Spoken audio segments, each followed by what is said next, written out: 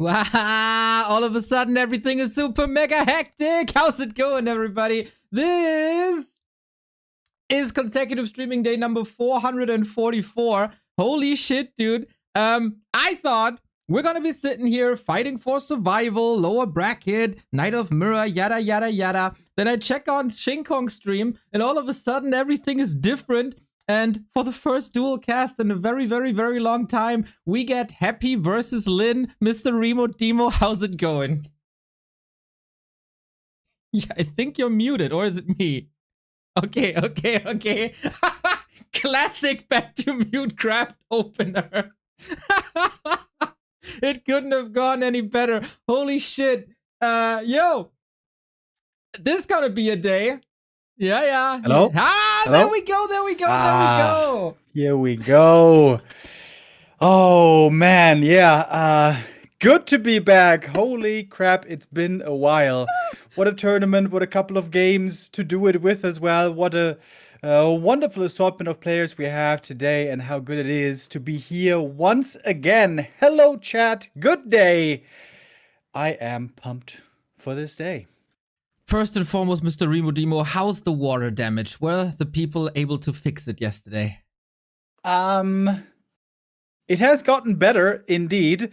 They went to the upstairs neighbor, and apparently there was something dripping there for a very long time. We no longer have constantly the electricity going out in the kitchen, so that's a good sign. We're gonna have a checkup appointment in like 2 weeks or something, but fingers crossed, right now things are better. I have a little bit of bad news, by the way, just a tiny bit. Don't worry. You know that feeling that you can have when you have a really bad taste left in your mouth by something you ate basically by accident? I already drank like some juice and some yogurt to try to get rid of it, but it's still in my mouth. And what happened just about half an hour ago, my girlfriend made celery juice by herself, like, at home, because it's supposed to be healthy, apparently. And that is the grossest shit I have ever tasted. Bah! Disgusting. But we will get through it. We're gonna chuck some water, and we're gonna be fine. I feel you, man. I feel you. A friend of mine thought it's a very good idea to do kombucha. It's like this self-made soda kind of thing, a little bit hippie-esque, you know? It's competing for the yogurt we had in China in 2015. For worst thing. Boo-boo-cha-cha. Oh, that was good. There's something with the boo that you're not supposed to have in your mouth, apparently. Boo-boo-cha-cha, bambucha, whatever that is, dude. Wait, did you say it's soap? Why would you eat No, soap? not soap, soda. A soda. Yeah. Yeah, that makes sense. That makes a lot more sense. I remember back then when we were kids, there was Fanta that had this commercial about drink Fanta, be bambucha. Yep. Yeah, okay. All right. That makes sense. Well, all the best of luck to your friend that they get the recipe right one of these days. Yeah, they like it. I don't understand what it's about, but hey, I kind of understand what Warcraft is about. And how was your excitement like 10 minutes ago when we thought we're gonna open this with the Night of Mirror in comparison to what we have now with freaking Happy vs. LYN? Yeah, Happy LYN. The two favorite players of all time for me, so couldn't be more excited about that. Speaking of the Night of Mirror, though, waiting for us in the lower bracket, Moon versus Kaho. As you may know, Night of Mirror, not my favorite matchup, but Moon is normally the diamond in the rough in the Night of Mirror, because usually he tries to avoid Bear Mirror at all cost. At least that was the case up until 2.5 months ago. So maybe there's going to be some trickery and special strats being deployed there. Is that going to be tomorrow then, I guess? Yes, that is supposed to be tomorrow. And Mr. Remo Demo, I can tell you something. While the patch was unfolding, 2 Night Elves came up with the new style, which is probably one of my favorite Night Elf Mirror styles ever. Heavy Armor Huntress and Talents. Damn, bro. Yeah, with Demon Hunter and Alchemist and Acid Bomb and Heal Spray, double minus armor, got it all. Yeah, and they don't get owned so much, I guess, anymore by Archer's Dryads. Yep. Interesting. Yep. Very interesting. Yeah, I have been completely out of the meta and I basically watched nothing by the time I was gone. Just a couple of games of Happy 40 because how could you not? Yep. So I have no clue what's going on. I feel like a young kid at the candy store going on a little discovery, trying to figure out what everything's looking like. When I was casting 2 days ago, I saw not one, not two, but 3 games with torrents. So that gets a double thumbs up from me. And yeah, I'm very curious to see what else we're going to be shown today. Remo clueless about the state or the in-game part of Warcraft 3. Now you know how I feel for 15 years. It's refreshing almost. I'm just sitting back and I'm like, I wonder what we're going to get today. I wonder what we're going to see. We started off with a little bit of Farseer play as well in Orc Mirror. I was like, hey man, that's cool. The Farseer is back. Not only Blade Master anymore, but as the day went on, we noticed, Farseer kind of not looking that good. I guess it might still be about the Blade Master. Yeah, they'll never get rid of it. But I'm very curious what we're seeing today between Undead and Orc, between Happy and LYN, because I think the meta is still like kind of somewhat shifting. They go Farseer again, Mr. Remo. I hate this. Why?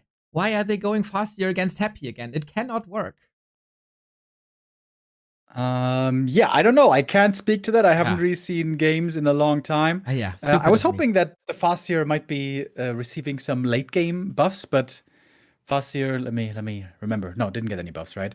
But yeah, my only hope is that we don't just see Mass Wyvern every game, but who knows? Yeah, hopefully LYN has some plans. He was quite unmotivated at the end of the last patch and voiced that a little bit. It's Wyvern all the time, and I hate to play Wyvern. And then hopefully with the Tauren, he got some new ideas. And what will Happy do? Because not like we don't really have these mass guard games anymore.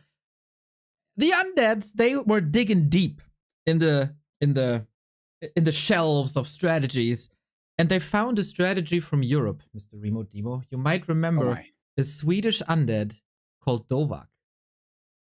And he played a style with lots of ghouls and just a selected few fiends to whip down the wyvern and kill them with ghouls. And that was hype for 2 weeks or so. Now it's shelved again. I have no idea what to expect here today, especially not with LYN, who's always trying to change it up, and also not with Happy, who apparently is experimenting a little bit, since he played Lich first expansion on Springtime yesterday, but the expansion in the middle, the free one. I never thought Happy would be doing that. That always seemed like such a cheese strat. Players like Krav and all the crafty ones try to get away with that. Also Lucy, sometimes it's been like, when you don't know how to win the game, another way, try that one. It's cool to see Happy experimenting, and many players indeed, after the patch. Lots of things were suggested in the PTR. Many things in the end didn't come through. Another big question for the orcs is, we had a huge change, on paper at least, with all the wards from the Witch Doctor being magic immune. Has that at all become relevant so far? Well, they tried for a day and got their ass whooped, and then they never tried it again. Well, that does not sound too promising. Nah, not yet, not yet. It will probably take some time. I mean, it took the Asian orcs 9 months to beat Pally Rifle with a style that's working. Give them another 9 months to figure out a way to implement wards.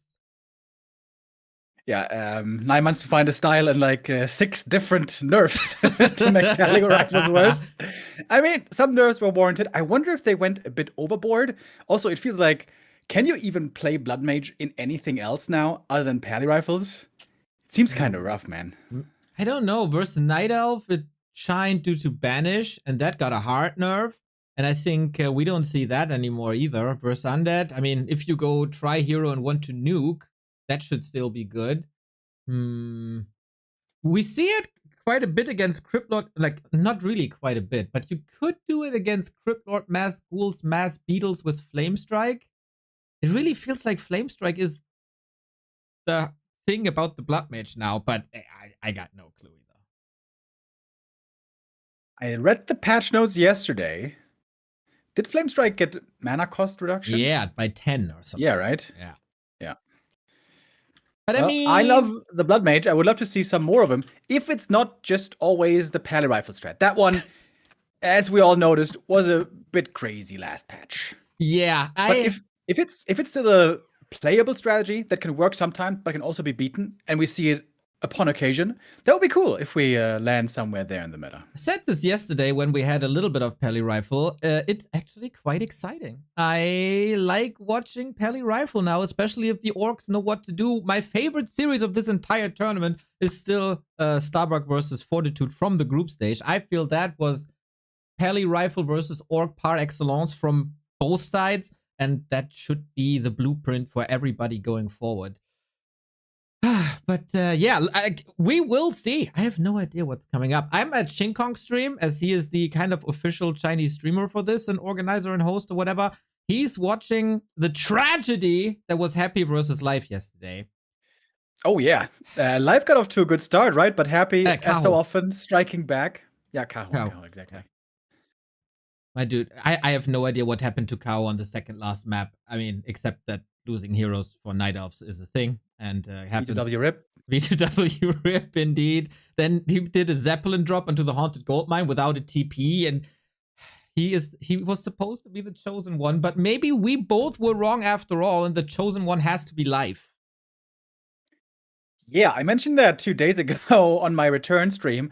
I had such high hopes at the beginning of the year. Life was looking red hot, dude. He was in insane shape, and he was getting better and better. I was like, man, this is the Night Elf to look out for in 2025. Upon me saying that, his elo journey went straight down. He went from rank 3 elo rank, I think, to now rank 13. Which still makes him one of the best players in the world, no question about that. But I don't know, he's missing something at the moment. He's coming back. Because I had the same prediction as you, and Life looked like he was. And then he had this little tournament anxiety, I want to say, where he was just crushing it on ladder. And then he starts a tournament, round of 16 is a little bit shaky. And then the further he went, the worse he performed. The focus syndrome, basically. But he's back, and I feel like he's better than before. Yesterday was really, really good. So I'm curious what we will see today from him. He's up against Fortitude, who is, of course, the big favorite to see this. He has won the past 4 or 5 tier 1 tournaments. He's undefeated. He looked like a monster yesterday versus Focus. Holy shit. He's the guy to beat. But the matchup versus Night Elf is also his weakest. Yeah, it seemed to be his Achilles heel for quite a while. Of course, looking at this bracket, we're all hoping for the big encounter. Happy versus Fortitude. How long have they been the top 2? Perhaps in the elo standing, sometimes they get overtaken by LYN having a great run, and Life having a great run. But normally it seems like they always even out, especially when it comes to the big tournaments. It seems like they're on a collision course again. And as you say, we have a new narrative in Top Warcraft, don't we? Happy doesn't win every tournament. Happy doesn't own everybody. Happy sometimes loses, especially to Fortitude. Yeah, the tier 1 tournaments, man. He's still crushing everyone and everything in the tier 2 tournaments, like the B Cups or whatever. Is there anything else at the moment? Or these Lawlight Cups or show matches, whatever. He's a monster there, but Fortitude is kind of like the anti-focus in a way that he doesn't really give a damn about these tournaments, I feel. He's not even playing B Cups. That's how little he cares. But tier 1 tournaments, man. Dolphin Cups, Don't Force Me Cups, the Dubai LAN events, Raraland, of course.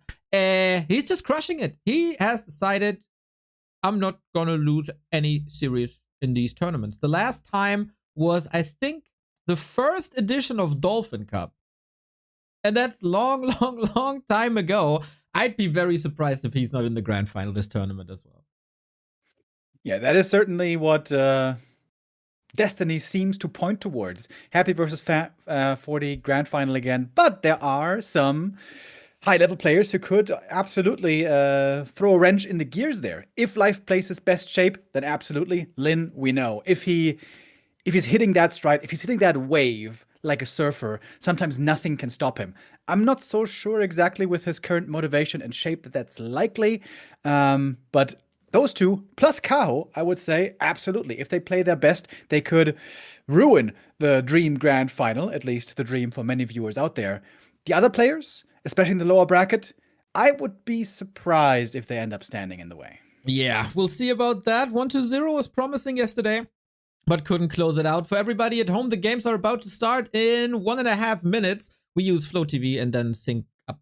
That seems to be the easiest at the moment.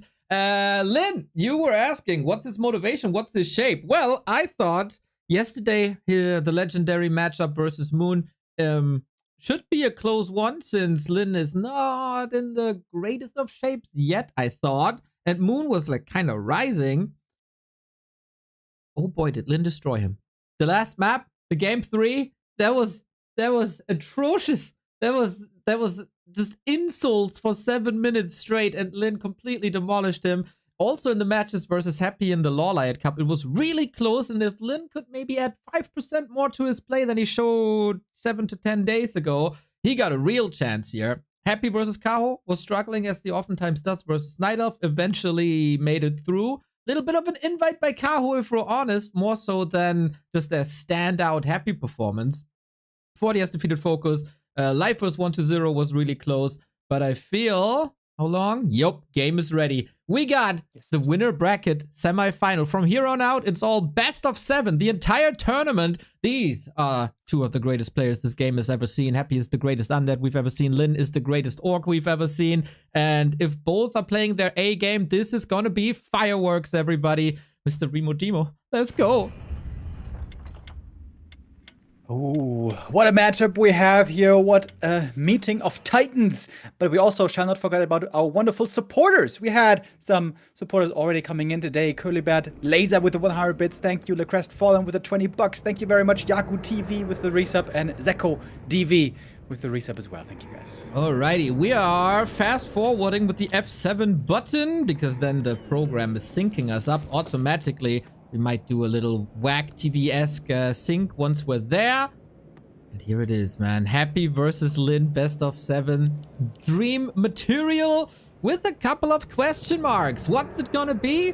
Happy has mostly played DK here with ghoul openings. That doesn't change. LYN, I told you about Farseer, but color me positively surprised. He's starting things off with the Blade. Blade Master, Fast Shop, Fast Tech. This could still very much be a play into Fast Tech Wyvern. That seems to be the most likely scenario. That seems to be the favorite, perhaps strongest Orc strat right now against Undead. It seems like Orc in a bit of a rut, stuck with this mass Wyvern play. LYN, of course, has been an innovator in the past, and I'm sure he would love to find a way to play other strats. But maybe he feels like this is just by far the strongest right now. If it is Mass Wyvern, we don't know for sure yet. But I guess that's the thing for us to expect, and also for Happy. Right on. Then, how is he gonna play it? Is he creeping himself? Is it maybe even mirror image? Is he trying to harass Happy? Does the classic Blade Master tier 2 creep still work? Because in the previous patch, the norm was you creep a little bit, you harass to keep the DK low, and then at tier 2 your harass phase is over, you meet up with the Shadow Hunter, you go for 1 creep, hex the main target, push it somewhere where you can creep it with ease. But now this hex could be interrupted by the new or changed Wand of Negation, which has 4 charges now, and that might ruin the Orcs mid-game if that's your plan. Yeah, absolutely. With the 4 charges, you really have a lot of answers to the Shadowhunter and the early hex danger that can oftentimes be very painful for the undead before they have destroyers. But basically, when you buy that wand, then you get 4 charges exactly. That means even if the Shadowhunter spends all of his mana trying to hunt you down, trying to chase you down, you can dispel all of it. Of course, it comes at a cost, and it doesn't work if it's on the DK, but yeah, this is possibly a great counter, and if it's utilized well, it might even make Wyvern play a lot less viable. And speaking of less viable Wyvern play, we have a Barracks and a War Mill. Looks like Headhunters. Okay, I've been very critical of this. I still think Ghouls and Dark Ranger should stop this and completely annihilate it late game. Blade Master almost getting a Ghoul here. So I'm curious what LYN is cooking up, man. I don't doubt the War Chief. Okay, I was doubting him in the Dolphin Cup. I'm not doubting him here. His group stage was good. Yesterday was phenomenal. Can we smell what the War Chief is cooking? So far, so good, I would say. DK still no level 2. Of course, the prime target here. The priority will be to prevent level 3 Death Knight, and that is all working pretty well so far. Every little last hit matters. DK though with the coil gets that one for himself. Item as well. Nothing too crazy so far. Rings and circlet and Gons of Ogre Strength. And we are teching up slowly here to tier 2. Right on. Crypt is coming for slaughterhouses. Headhunters are there. Very important for Happy to see this. So he's not falling into a trap of blindly going whatever anti-Wyvern play. Is he? EC Torn Totem. Oh! Oh! What is this? Oh, is he expanding again on tier 2? But with a totem? Usually you do this with a bestiary. Also, Blade Master TC. A player's forces are Yeah. He's going tier 3. No tier 2 expansion. If you can manage to stay alive and not die to the ghoul push and keep creeping, get TC level 3, that level 2 stomp, as we all know, is great against the ghouls. Okay. And Taurens already, even before the patch, they were good against ghouls, but then the undeads normally would attack and kill everything except for the Taurens. And a Lodge! Torn Totem and Spirit Lodge. Okay, LYN is cooking over here. Alright! Now, I was excited about this series before. Now I'm omega excited about this. Let's see how this creep goes. So far, Happy not far away from level 3, but he has to abandon the creep spot. Doesn't want to lose more HP. Seems like you're like a second ahead of me. I'm at 533, 34, 35, 36, 37, 38. Okay. Oh, I should be synced up now. I want to spoil the beautiful viewers out there. So, yeah, he is playing mass casters. So, Walkers, Witch Doctors, Tauren? Player's forces are under attack. Yeah, I am very curious to find out as well. I have no predictions to make so far. No. This is the first time I see a play like this. And when we see something so experimental, also so expensive, right? Let's keep the cost in mind. You go in tier 3, you want to get master training, you want to get Taurens probably as well. When you have walkers and training already, Taurens are just so potentially amazing. You also want to get triple hero. This all costs a lot of cheddar, man. And the danger is, when Happy hits that swift tier 3 timing that we've seen so many times by him before, the Frenzy Ghoul Madness, can LYN stay alive? Yeah, Frenzy Ghoul Madness as well as Destroyer pushes. He started to do that a little bit. And I thought it's a throwback to like 2009 when undeads were so desperate and couldn't do anything about it, like good old Hazuops times. And that might still be a thing because we don't have cement on these burrows. Happy sees, oh, you still didn't go for that upgrade? That's a vulnerability. But Happy is also quite a bit far away from tier 3. No Destroyer upgrade to be seen yet. And LYN has some time to prep. Blade Master is revealed. Not really any chance of stealing big creeps here. Happy so far. Not the best items, by the way. Looking at the Lich, damage-wise, that's not much. That's good news for the Orc. Right on. He can still get the orb. There's still quite some camps, especially the middle. It's very, very juicy here. TC with Stomp Blade, also not level 3 just yet. But the Walker update is done. We are indeed going Witch Doctors. We get the Berserker upgrade. I have never seen this combo before. No Shadow Hunter yet. I wonder if he's going to skip him and rely on Doctors maybe for healing. That might make sense on paper. It has never worked when we've seen it in reality. But hey, they're magic immune now. That's kind of nice, I guess. Yeah, that's right. You can't devour them with Destroyers anymore. You have to... Oh, yeah, let's look for the steal and then talk about it more. DK secures it. Book of the Dead as well. Against Walkers, not that great. But yeah, they can't be devoured anymore. Ghouls should have a hard time attacking them. So you have to either use Lich or Dark Ranger. If you do it with the Lich, you take away the minus armor from Orb of Corruption. If you attack him with the Dark Ranger, there might not be a black arrow applied to the Headhunters. This might work. Isn't that interesting? Okay. Has Happy faced this kind of a strat before? Is this just fresh out of the lab? Has this never been presented? Perhaps even on ladder? LYN has been known in the past to try strategies even if he didn't really practice them before. His understanding of the game is so great that he can just wing it sometimes like that. The theoretical scaling potential and ceiling of this Orc army is amazing.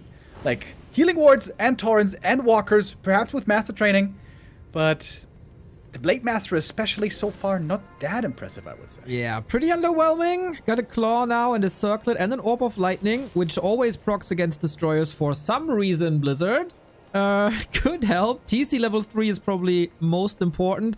Happy lining up a push. Ghoul Destroyer is ready, but he's not going into the base because LYN is there, ready to fight, and so we pivot to the consumable camp and then maybe the rat camp.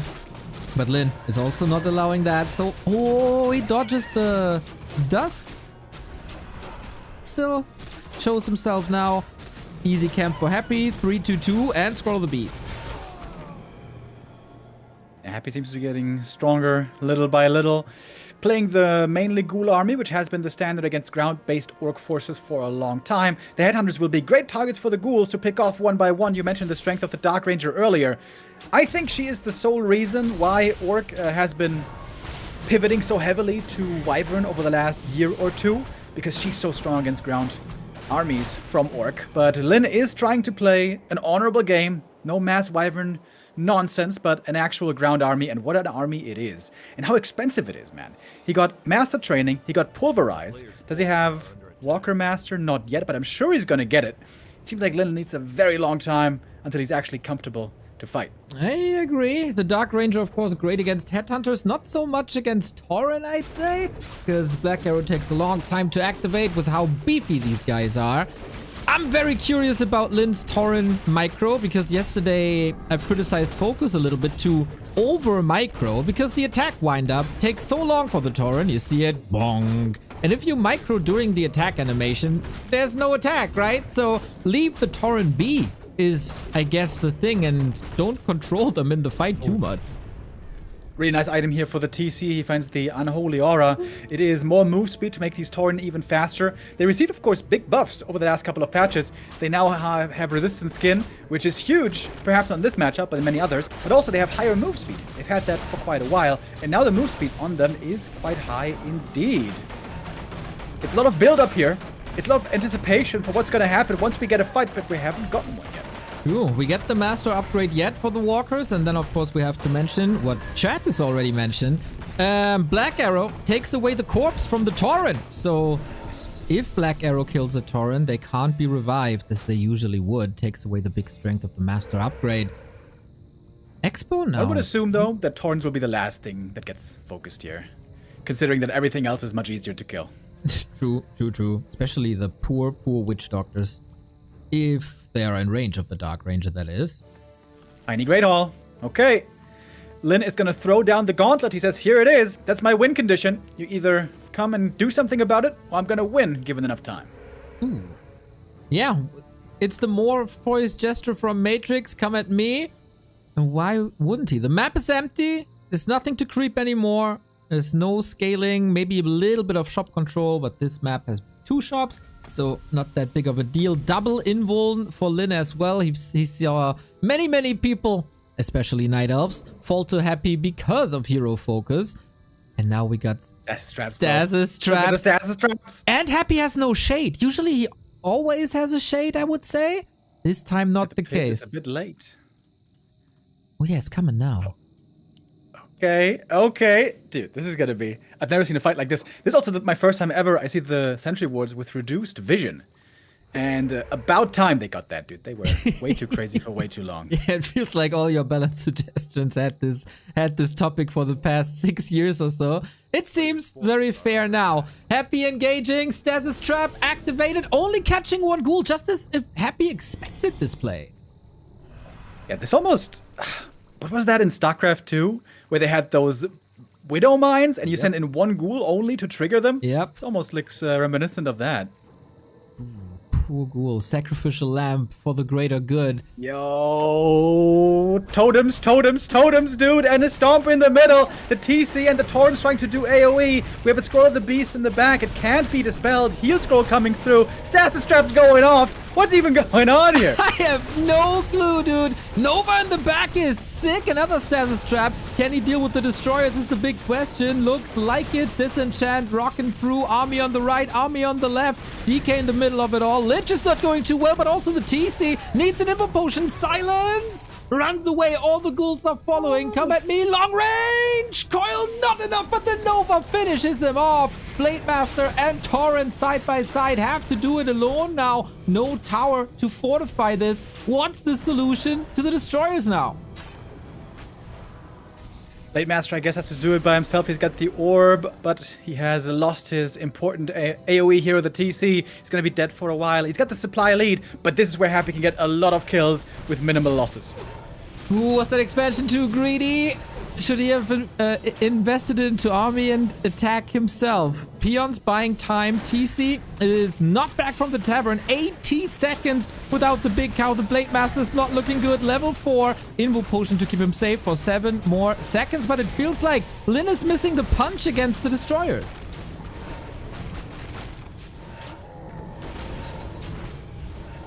I got no clue what's going on, man. We got... Oh. An Ankh. Oh, not the Ankh. It's the Ancestral Spirit. Torrent. Attacked. And with Black Arrow, they shall never be back. Heal wards now. Super helpful. But it's a 52 food army. LYN got a couple of kills. The ground has mostly disappeared. He killed a lot of ghouls in the past minute and a half. And now... all you do is kill destroyers, and destroyers aren't too threatening anyway because they don't have mana anymore. LYN trying to hold on for dear life. If the expansion falls, this game is not looking good for him. Blade Master has to buy time for the TC, but Happy's going to get it. How much is going to cost him to get the expansion here? So far, not much. He has a town portal. These witch doctors, of course, utterly useless when the mana is gone. Not the big damage dealers. Going for the Dark Ranger. 162 critical strike. Again, a heal ward to the rescue. Can't attack it except with the Lich. Here we go. We still got walkers. The Dark Ranger looks very, very endangered here. How long to the TC? He's back now. One stomp only. Nova long range gets another kill. Do we have master training? Yes, we do. But no mana right now for the res. 51 food for LYN. Of course, not optimal. The expansion is gone. Did the TC die with an Invo potion? Yep. Oh. Unfortunately, he did. Not pulling it fast enough. So healing now is free for the orc. That's kind of nice. Oh, there's the res. Walker is back. Well, to be fair, healing is also free for undead. We don't talk about that. And also mana, by the way. Just, you know, just saying. Ah, chat is saying the invul was transferred but was still on cooldown. I see. Ah, okay. Chat paying attention. Well done. The destroyers, though, seem hard to deal with here. The amount of piercing damage we have is not that much. 3 berserkers only. But look how fast they are. Quite crazy. More heal wards. But so far, LYN is only surviving. Thing is, Happy needs mana on the destroyers. Otherwise, they're kind of useless. But you can see, when the wards are well placed, they can be kind of hard to take out. Yeah. This is going to be another thing for orcs to master these days. Ward micro. That's not something really they had to consider much in the past. Well, I could just spam them and hope for the best, you know, fingers crossed like they do in FFA in 4-4, just put down 1 million and then it can't be attacked at some point. LYN wants to expand again. Another 600 gold gone. Happy was banking for quite a while. He's got 1,100 gold ready to spend, but he missed the tiny. Blade was invis. He doesn't know about it right now, and the sentry ward's giving great vision still to LYN. Usually you could send ghouls, but ghouls are all gone but 2. Happy muscling up to an 80 food army, just poking, preventing a 3rd hero here. Otherwise, you know, that really doesn't do much, to be honest. 2 Tauren, 5 headhunters, 3 walkers. 8 of these units can't attack destroyers. That's really a bit problematic. Very interesting, dude. Also, no upgrades on the Orc army, which does make sense. The more casters you have as part of your army, the less cost-efficient the normal upgrades from the War Mill are. And of course, this is a lot of casters. The really cool thing about this army, I would say also, is you finally have an answer to Skellies. If you have Walkers alive and mana, then Disenchant can be really good against them. Right on. Also, Tauren really good with Pulverize against skeletons. Also really good. J freaking Celerex with the 10 gifties. Let's go. Thank you, mate. We empty the shop for more invulns. We've seen hero focus in the first fight. Oh, Happy killed the little horsey here for one additional skeleton. Talk about min-maxing. At the life well spent. Horse lives on as a skeleton. We'll see for how much longer. Happy with another destroyer chain morph we have seen. They have been hard to deal with, these destroyers, but I think this is going to be Happy's last go of it. If this push fails, seems like LYN should have this. No tower, no burrow, no shop. Where Players' forces are under attack. are we going? The Stasis Trap gives vision, right? So he saw this. I don't know how much, actually. But the ghouls, yep, have been stunned. Here we go, everybody. Is that the final fight? TC being silenced, but still it's an epicenter. Destroyer going for walkers in the back. DK far forward because of that cloak of flames. Oh my god, there's so much damage. Destroyers, though. Oh, stop! Bro, the Stasis Trap and the Storm, so much stun, but there's still many destroyers in the air. The ghouls are mostly gone, though. Blade Master, still a threat. Dark Ranger out of the fight to the left-hand side. Now back in, catches the coil. Lich in trouble. If he moves back to the left-hand side, there's a Stasis Trap waiting. Nova doesn't do anything to Tauren. Destroyers reign alive, and there's another coil. The Stomp maybe a little bit too late, but Happy is down to 38 food. That's nothing. The heroes, though, you still gotta pay attention to them, but there's potions on the Blade Master to keep him alive. Heal Pot and Invuln, and the Dark Ranger next in trouble. Ooh, there was the last coil. We get the walkers back. We get the Tauren back. He's trying to snipe the walkers now to prevent the revive. Not a fan of Easter, apparently. Blade Master is finally dealing with these death throws. DK is not looking too good. TC is level 5. LYN, the man, is doing it. Are you kidding me? Expo up, 9 food lead. Hero scaling like crazy. And he's still got consumable. Happy is about to be knocked out on map 1.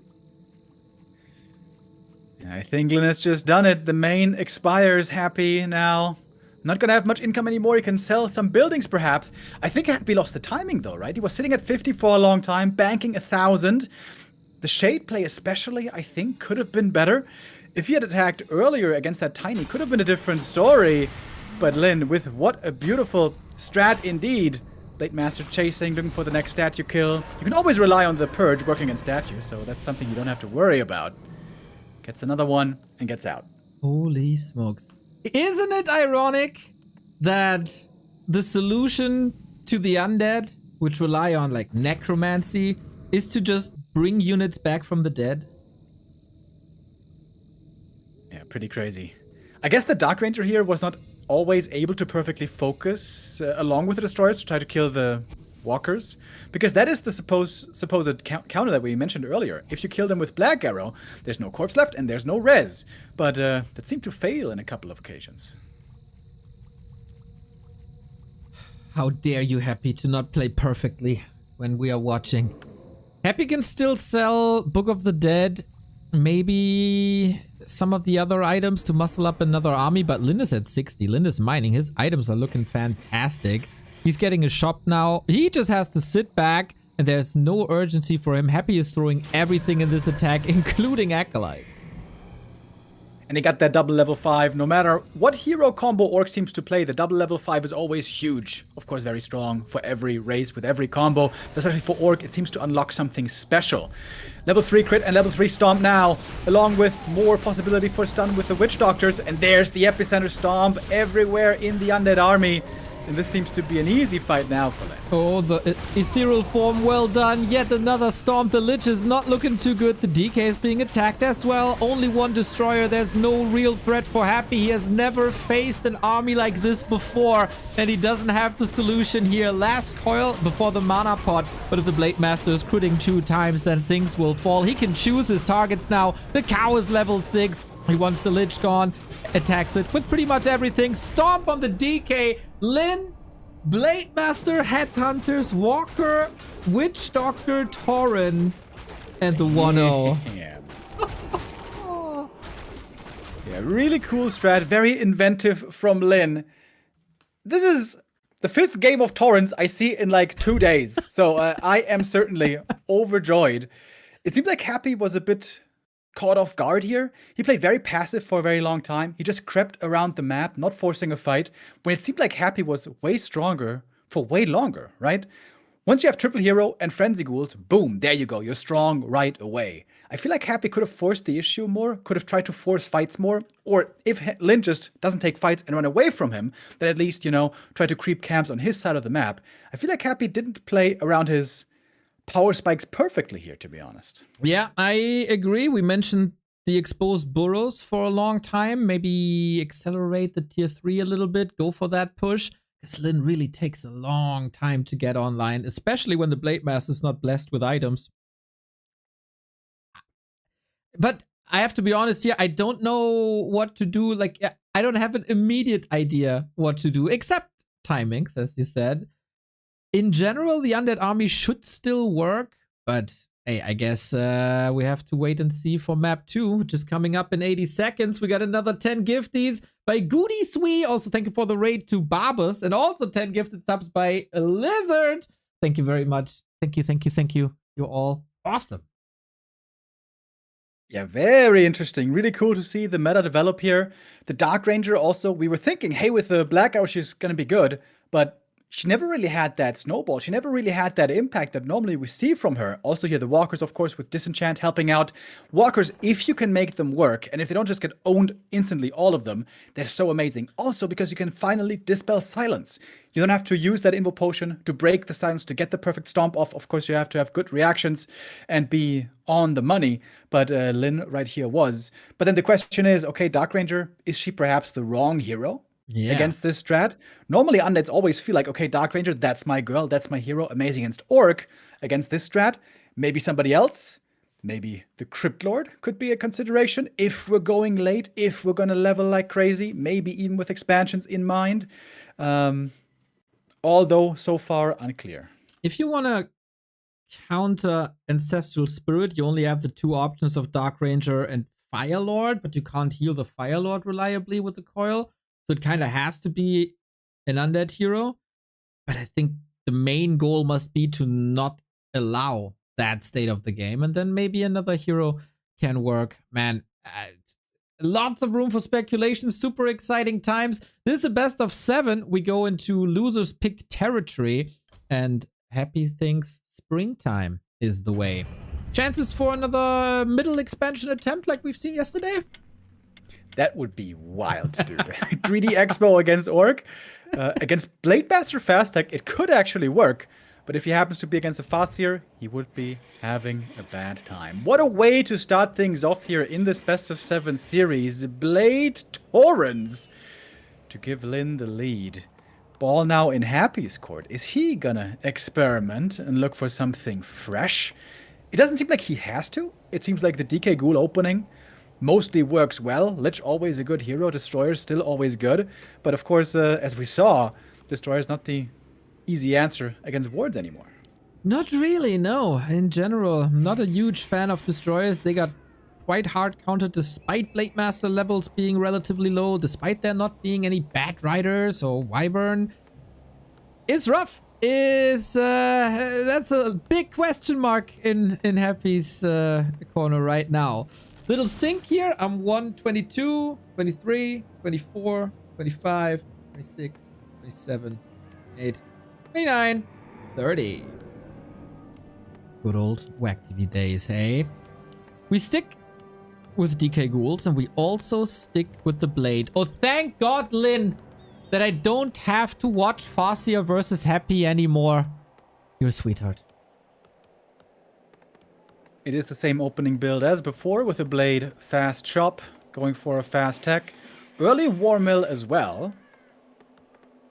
Would that still be Wyvern or is this Headhunters? We'll see. I think could still be both. And that's the great thing about this build then, right? Like Happy will at some point be scouting headhunters. He didn't really use them for creeping, right? It's still the same harass heavy game that we've seen before when you go Wyvern. Ah, there's the barracks now. Was about to say the skeleton will then not see it, Thank so God. you can delay it. Thank God, bro. I don't want to see Wyvern anymore in this matchup.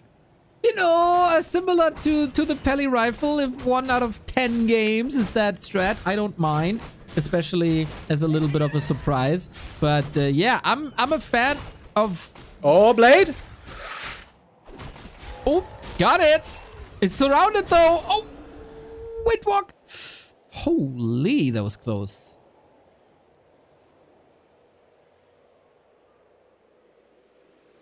Calculated, I guess.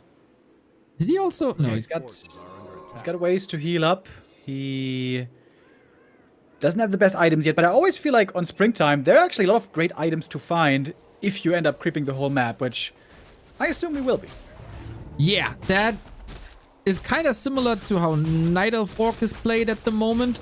Not the greatest pace, bit of creepcraft meta right now in many matchups. But I don't mind. Tier 3 Warcraft is exciting.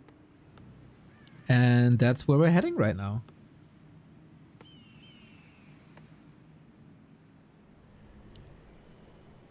Blade Master did a really good job on the previous map, preventing DK from leveling too hard and get too much out of control. We do have a dust now, but another creep stolen by the Blade. Just a little guy, but every little bit matters. And the DK's low mana already. Nice Blade. arrest. Does he dare to go in? He killed one ghoul also in the early game previous map. That's a deny, but still a ghoul gone. Now Blade Master has to heal a little bit there as well. Can't be cancelled with the coil. There we go. I was thinking, if this strategy catches on, for Peli Rifle we had the PRU, but how do you call it for the orcs? HSWTBMTCU?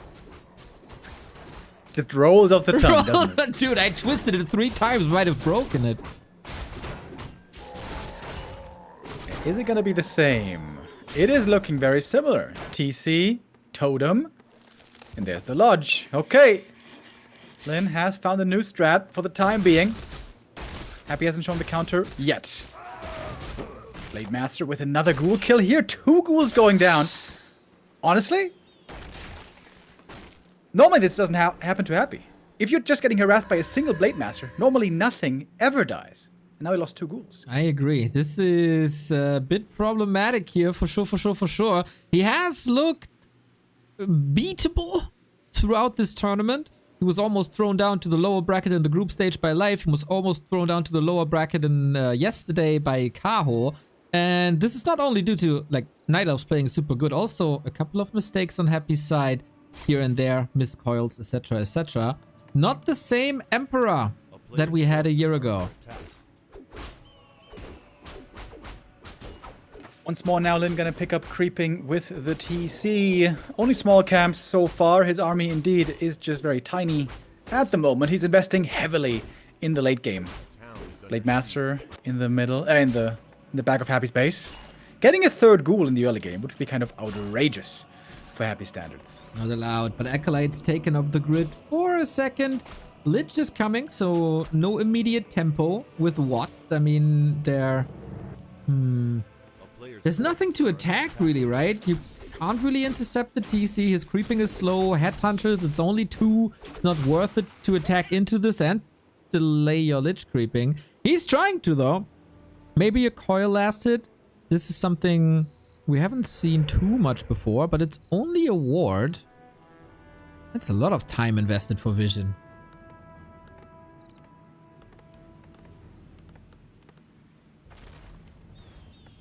What about Banshees, by the way? Well, there's... Never mind. You can't possess anymore. Yeah, there's resistance skin. Take it back. I mean, I'm a big fan of Curse. It is quite a strong spell. And Tauren are attacking slow already, and if you take like 1/3 of their attack away, also against the Blade Master. But anti-magic doesn't scale. But what about Necromancers? I mean... Against Spirit Walkers, I'm a bit concerned. Oh, Lich! Oh, I'll try to Nova, but the Stomp Nice. prevents it. Well, yeah, that's right. At least that could be a measure to take the corpses away if you don't want to go Dark Ranger. A player's forces Triple are always good. Frenzy on a lich. Yeah, probably not worth it. Happy, like let's be honest here. We can theorize as much as possible. This series will be Ghoul Destroyers all the way because it's happy. Yeah. I mean, I'm also trying to think, okay, if you can't dispel the wards, maybe you don't want to go Destroyers. But then again, dude, Spirit Link is really, really nice for Destroyers to eat. I think you gotta go Destroyers. Happy, way back in the day, always used to say Destroyers are his favorite unit. So I feel like there's no way around Destroyers once again.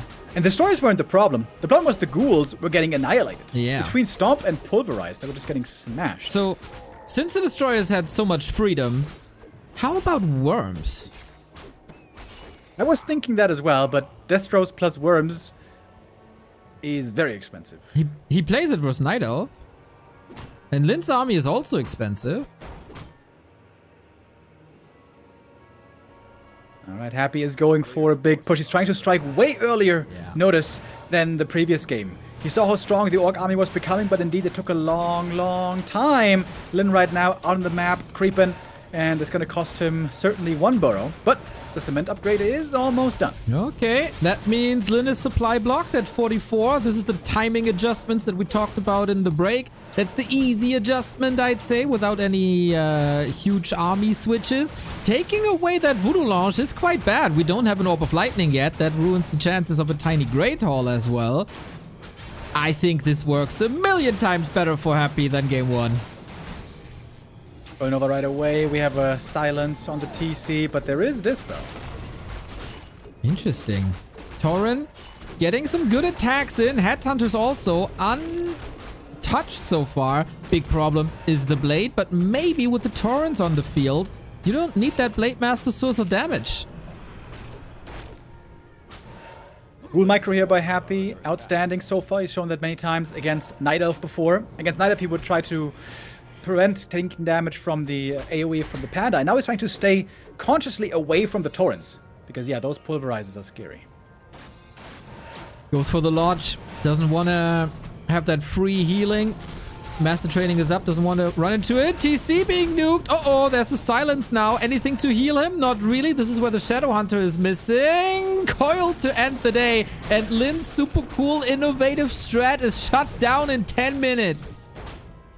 Yeah, and that was the question. What happens when you get pressured heavily, when there's the Frenzy Ghoul attack coming? Can you hold?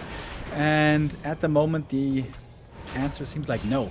Maybe need earlier reinforced defenses, more aggressive burrows. Imagine there's two burrows here in front with peons inside. Could be a different story, but Happy identifying the weakness and almost killing that Blade Master as well.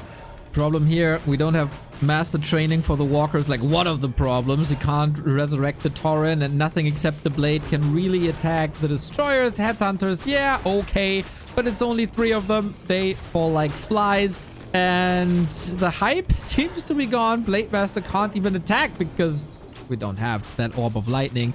LYN holding on to dear life. Supply is looking pretty bad. Inventory is looking pretty bad. Hero, like half of them are benched. That's also pretty bad. Happy should have this in the back. Yeah, at this point, so far ahead, I wouldn't even mind him sending an Acolyte to the middle. Just expand. Why not? You're completely dominant right now.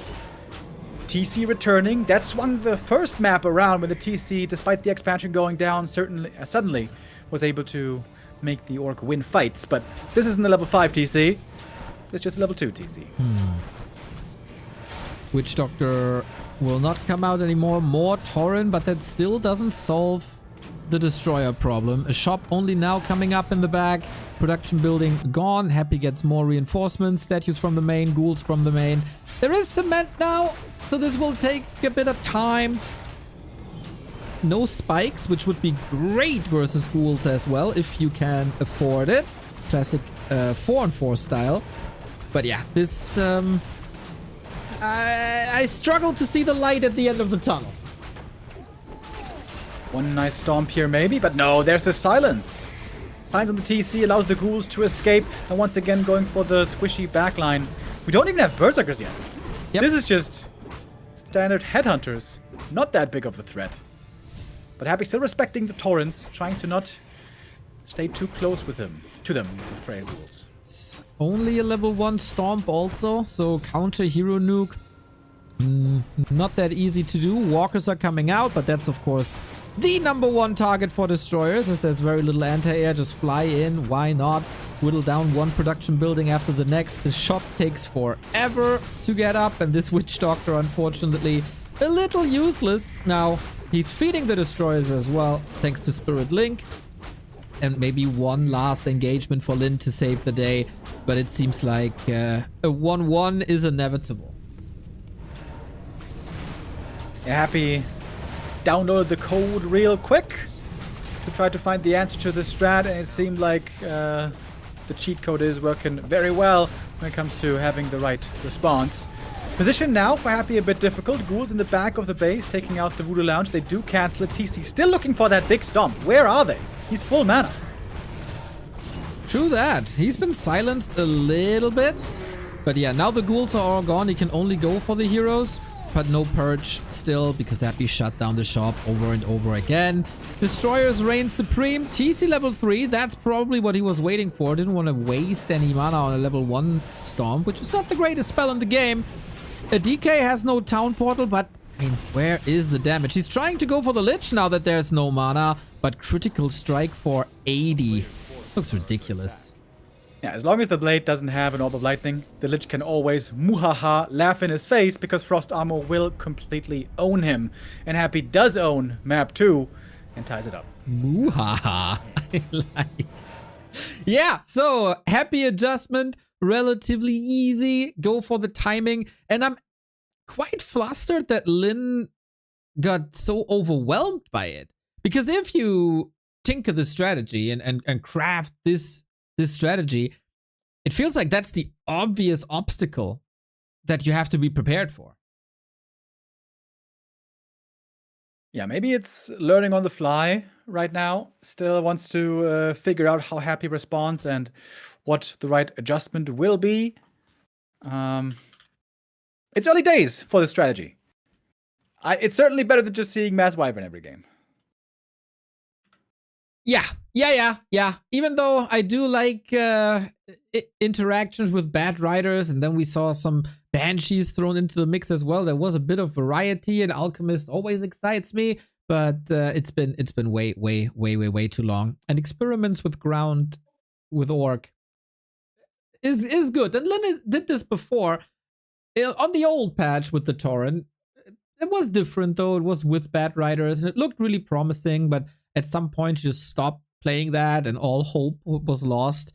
Maybe there's this twist to it that he can pivot into not a Spirit Lodge Walker build, but maybe a Beastery Walker build to have a bit more anti-air. Yeah, I guess the concern with Raiders is, sure, the End Snare is nice, but other than that, they do nothing in the fights. Kodo is nice to have, but also doesn't help you much with micro. It's a difficult puzzle to solve that LYN is the perfect architect to try to do, though. Okay. Next map is Hammerfall. Hammerfall was one of the primary maps for Wyvern laming. You know, the even worse version for the Wyvern when you don't even fight, but just go for the bases. Adds insult to injury, but we'll see, man. Ball is now in LYN's corner. This is his first map pick. Springtime went exactly as predicted, I would say. Timings adjusted, Orc destroyed. Happy strikes back with a better performance overall as well. And now LYN, show us some magic against this 9-minute Frenzy Destroyer push.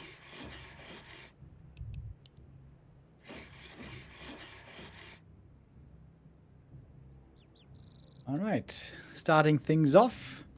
Happy in the bottom right, going for that ghoul opening again. So versatile, able to respond to basically everything. No need really here to innovate. For Orc, it's a bit different. There is lots of questions still in the air, lots of answers trying to be found. There's no shop this time. And that should mean Farseer. Yeah, I would agree. And that should also mean Wyvern. He could go for that tier 2 expansion at the 12 o'clock. For some reason, LYN is trying to play this tier 2 expansion for like years, and I've never seen it succeed. But in his mind, it's like it has to work. Against everybody else, it works. In my mind, it works. So let's try this again. I'm not a fan, but I'm also open-minded, of course. Show me what you got. But yeah, Barracks with that. Farseer Headhunter. All right, that's a bit of a blast from the past. Farseer Headhunter, I feel like, was underplayed a bit in the Wyvern days. It probably didn't have the best matchup against Ghouls and Dark Ranger, which can be absolutely devastating against them. But I feel like there's still ways to make it work. And I think there's more scaling potential also with Triple Hero. If you play Wyvern, it's basically dual hero only. And at some point, the Wyvern just get annihilated by the undead heroes. But if you get Triple Hero, if you get like 3 attack upgrades and Kodo on these Berserkers, they can be crazy in the late game as well. True that. True that. If you stop the Dark Ranger Ghouls somehow. It's interesting to me that LYN is moving away from Wyvern. I thought they might actually be buffed in this matchup because they don't give too much experience anymore in comparison to before. And the nerfs weren't that hard. So maybe it's just a taste kind of thing and he's as tired as we are from Wyvern meta. I'm very curious what this Farseer is doing, because if you go into a last hit battle with Happy, you're gonna lose 99% of the time. If you get 1 creep steal, it's almost a miracle. But we're not interested in creeps, we're interested in Acolyte. Farseer and Wolves in the back of the base. Happy normally a master juggler, as if he was part of the circus for part of his life. So Acolytes here should be safe. Gonna be some lost mining time while Ghouls keep creeping in the middle. That's a nice efficiency by Happy as well. He knows the DK alone is enough to deal with this, and the Ghouls can keep on leveling in the middle. Can you imagine Happy as a clown? As a profession? Dude, worst clown ever. Doing this little flower water splash trick with the children. It's amazing. Yeah, I'll save that thought for some sad days to hype me up again. But LYN has an amazing timing here. Happy was creeping the Hydra, lots of poison damage, and lots of Headhunter damage as well. Yeah, that wasn't bad at all. Stole that item, got a kill. Happy is still level 2 first, but that's a ring. And I always feel like you want to have at least 1 ring on the TC, otherwise he just gets blown up in the late game by the focus fire and the nukes. I wonder how players feel about it these days. Of course, the ring, the small one, is quite a bit weaker nowadays with +3, but it was, I would say, a warranted nerf. I hope they don't feel like it's useless again, because it really isn't, especially on strength heroes. Yeah, I think the rule of thumb is at the moment you wouldn't buy it anymore. It was also very, very cheap, by the way. But they also won't sell it, so they respect the armor well. Panda. Panda, bro. Panda, bro. Why? Really good for early tier 2 creeping, certainly. Breath of Fire, great against Ghouls in the late game, in theory. Orcs have been starting to play more Panda again in Orc Mirror, right, against Headhunters. Also against Pally Rifle. I think they've been playing some Panda second, right? Yes. There's been some new friendships being built, perhaps. Alright, gets greeted with a big mana potion together with Drunken Haze for creeping. Happy will probably be as surprised as we are. That is not standard. The big problem in the past 2 games were Destroyers. Panda's doing nothing against Destroyers. Against Gargs, of course, but Gargs have also been nerfed in a way. Oh, look at that. Little bit of a snipe against the Makrura. But can't really do much. What is he, like... Yeah, I mean, against Ghouls, Fiends, Panda's awesome. Against Destroyers is really bad. I am not convinced yet. He's going double Kodo now. What is going on here, bro? I feel like Panda can make a lot of sense, because if all things go well, then you have mass Berserkers to kill the Destroyers, which can work. But then the concern, of course, is Ghouls. But maybe the Panda solves that problem. But it's not mass Berserkers. It is Kodos and Raiders. And also no tier 3, by the way. Yeah. Panda? No way. No way. Level up saves him. Calculated. Jesus. Yep. Okay, living on the edge. Living on the edge. But yeah, Kodos. Against Fiends, I guess, but... There was this one series in the Dolphin Cup where LYN looked quite frustrated and played stuff like Wyvern against Pally Rifle. Which, I mean, kind of worked, but it looked ridiculous. Is this really an elaborate strategy, or is he just hitting buttons at this point? I'm not sure. But LYN is once again showing his strategic mastery, his versatile play, which is hard to pin down. It's going to be a tier 2 expansion, which is not something completely revolutionary. We have seen that before, as you mentioned, especially by LYN in the past. But look at Happy. Back of the base, Ziggurat behind the gold mine. He's thinking about Wyvern right now. Yeah, there is no other reason to put the Ziggurat there, except maybe against Zeppelin drops to wall off a little bit. But he has a wrong read despite scouting, and he sees it now. He's also like, what the hell, man? What is going on? There's no real threat to hero focus, so long term, undead heroes should just dominate, I guess? I don't The know. expo timing is kind of neat because the Panite's level 3 here. This means Happy realistically shouldn't have a chance to cancel the expo. He could try to run up there with everything he has, Ghouls, Fiends trying to cancel the expo, but it would cost him so much, it would be a bad move most likely. So this is kind of cool. And we see a Crypt Lord 3rd, baby! Who called that, Mr. Remo Demo? You say you're a little bit rusty, but you still got the foresight down as if you're a Farseer. Yeah, really cool to see Crypt Lord nowadays way more playable as a 3rd hero, because Impale was buffed quite a bit with the mana reduction recently, and also the passive nowadays is actually pretty good. Used to be a joke passive for the longest time, but now 4 armor per point on a tanky hero like the Crypt Lord is pretty nice. Yeah. And Happy's looking for that big tier 3 timing once more. Huh. Yeah, Crypt Lord passive, I mean, there's no damage reflect. If it's up against the Blade Master, that's a whole different deal with the Thorns. But yeah, so far, it's Impale, understandable. We go into the base with Chain Lightning, with Breath of Fire that didn't do too much. A Raider is falling as well. That Kodo might be nuked. Nope, decides to go a different route. But a Headhunter fell. I feel like this didn't do anything but buy time. Yeah, and time is crucial here. That much has to be said for the expansion, which is now almost finished.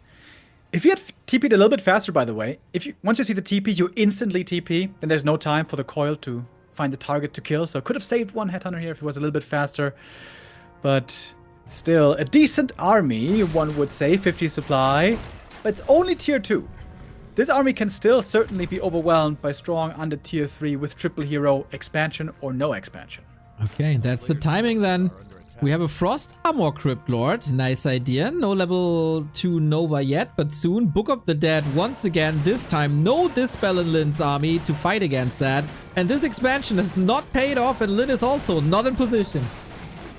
Yeah, it looks like he got kind of surprised by Happy's movement. He was going for pillage, maybe trying to go for hit and run, but then he left the expansion unattended. Peon's gonna start going down. No income here anymore. LYN just with the tiny supply lead. And that Book of the Dead is quite nice. Breath of Fire wasted just against the Skellies.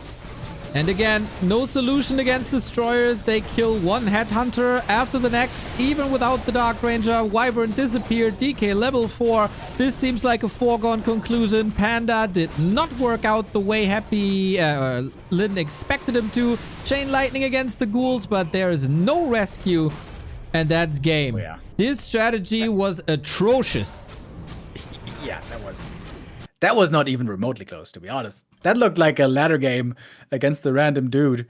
All right. Panda, tier 2 expo, maybe not the play.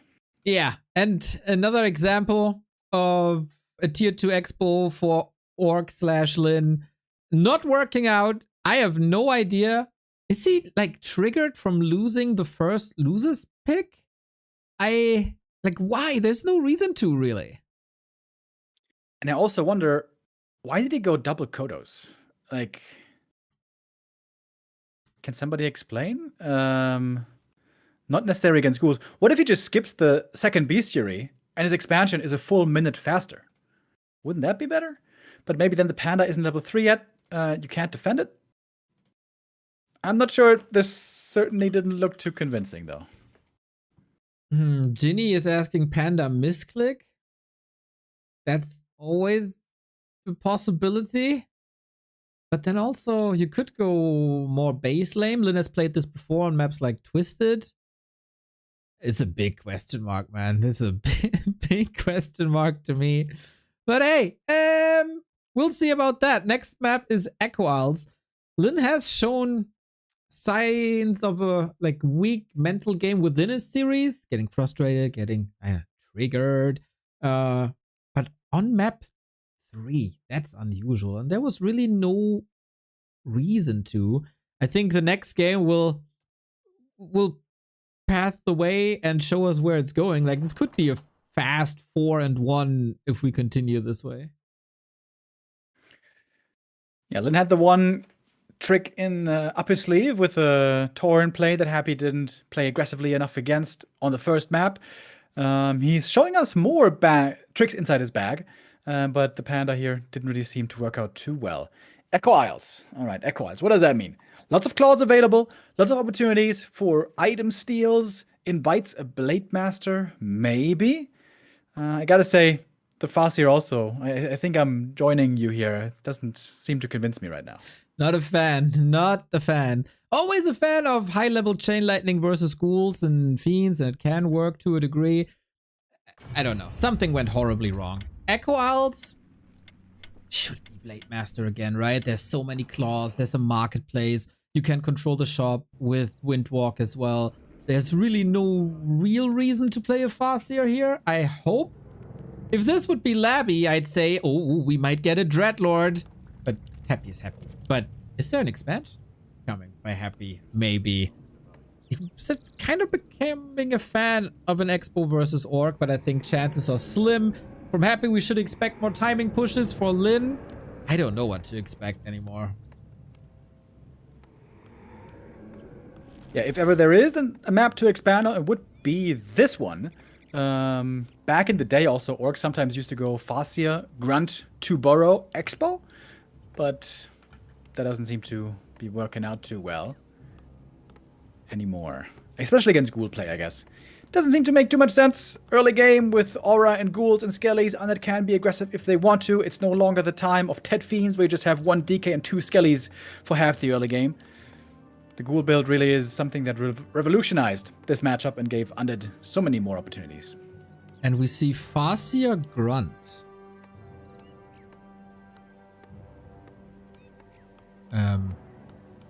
Farseer Grunt? Mm-hmm. Okay. Can't blame LYN for not trying to innovate.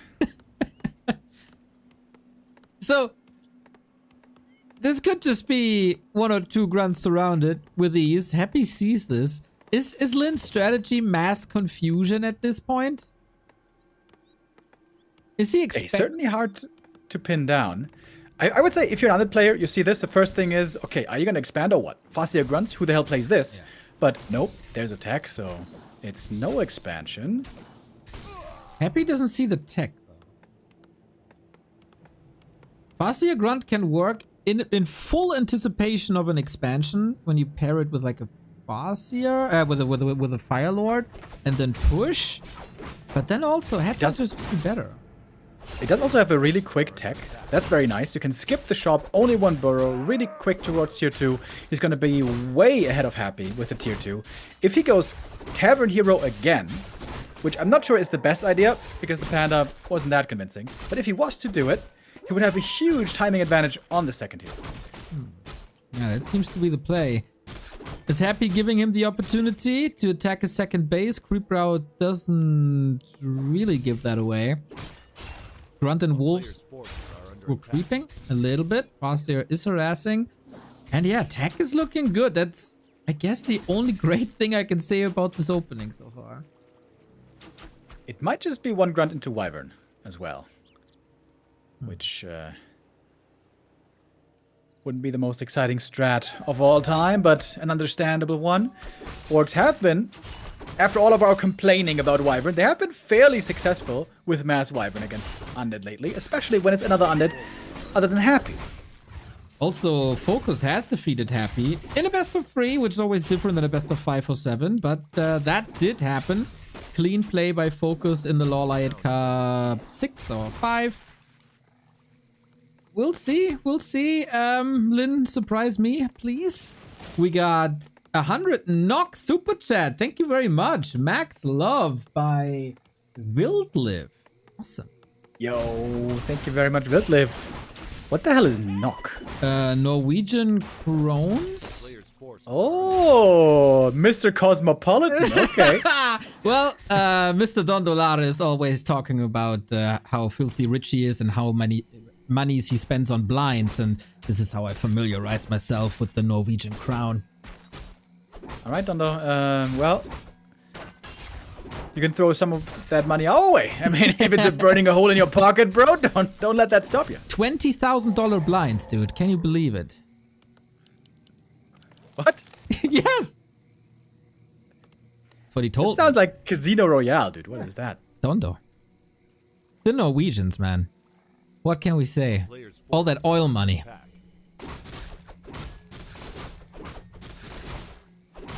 So far.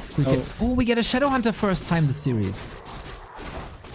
Shadowhunter indeed, double bestiary. This does seem to be a return to the Wyvern play.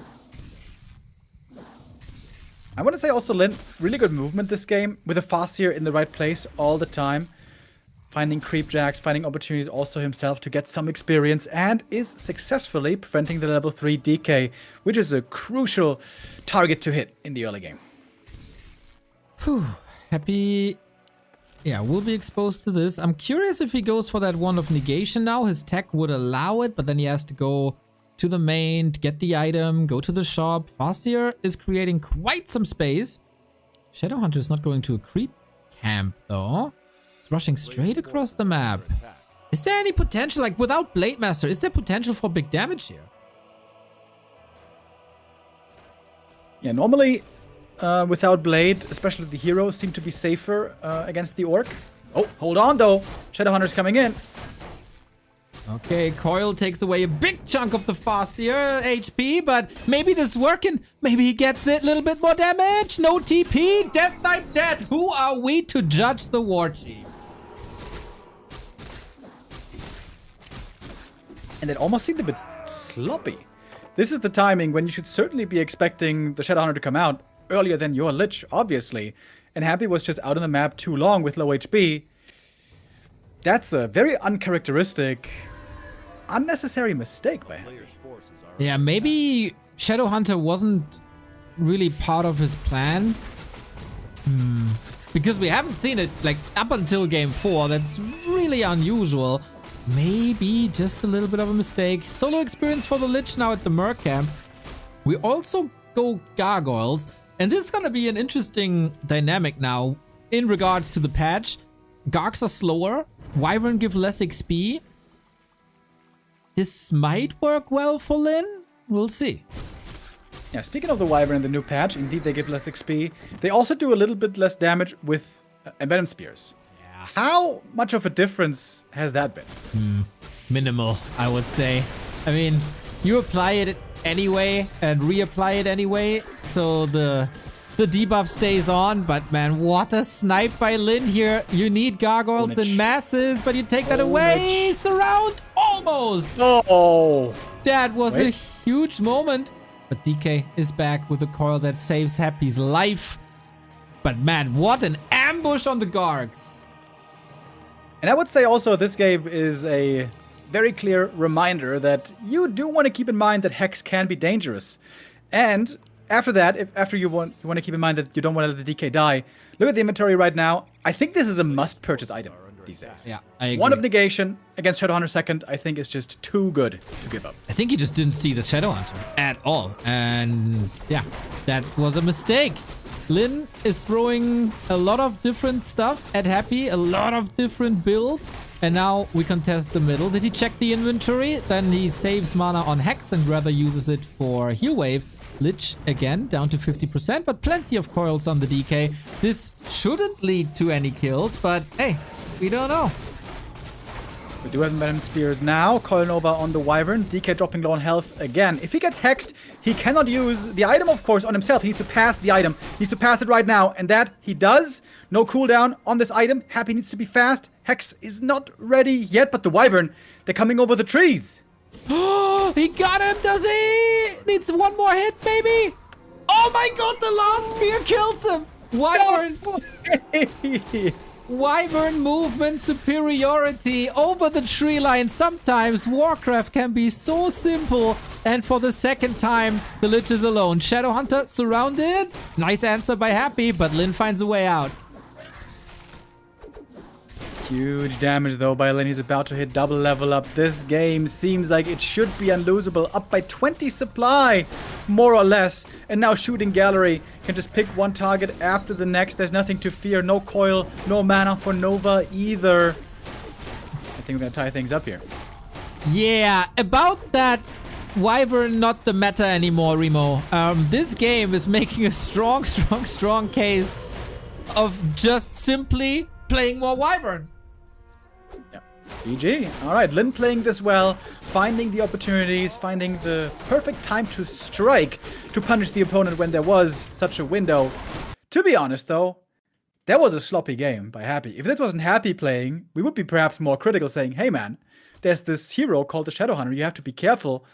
He has Hex, so you don't want to be out on the map on low HP. It's kind of basic, to be honest. Shows us, I guess, that Happy is human after all. And maybe that he's not 100% his sharpest at the moment. Or that there was a bug in the code, rather. Happy human. I'm not too convinced, but good to see signs of life by LYN. If this is a Happy win here, that series is definitely over. But after 4 maps, we're down to a 2-2. First game, very competitive, super innovative. All 3 other games, really one-sided.